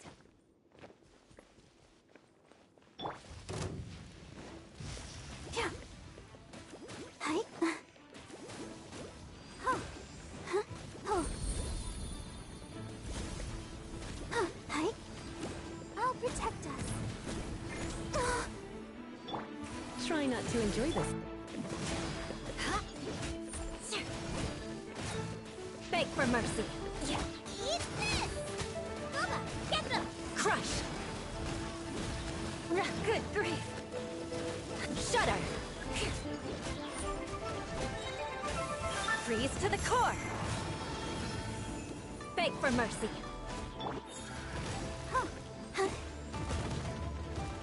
Ready, steady, go! Let's dance. Hi. Hi.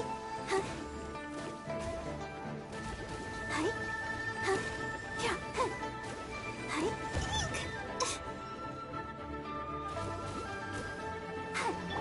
Nice and spicy. You're in for a little shock. Crush!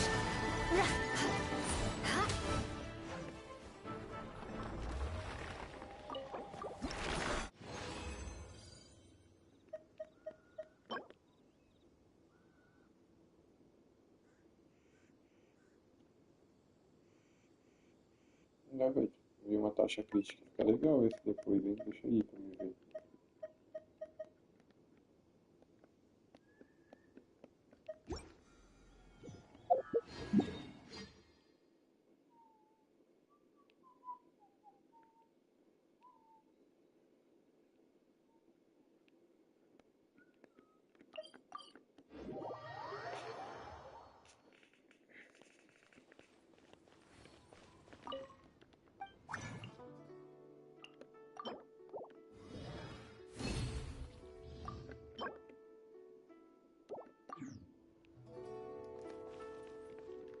Véi, vou dar uma saída. Mais tarde eu volto aí. Gente, velho. Tchau, tchau. Boa jogatina aí pra vocês, hein? Até depois.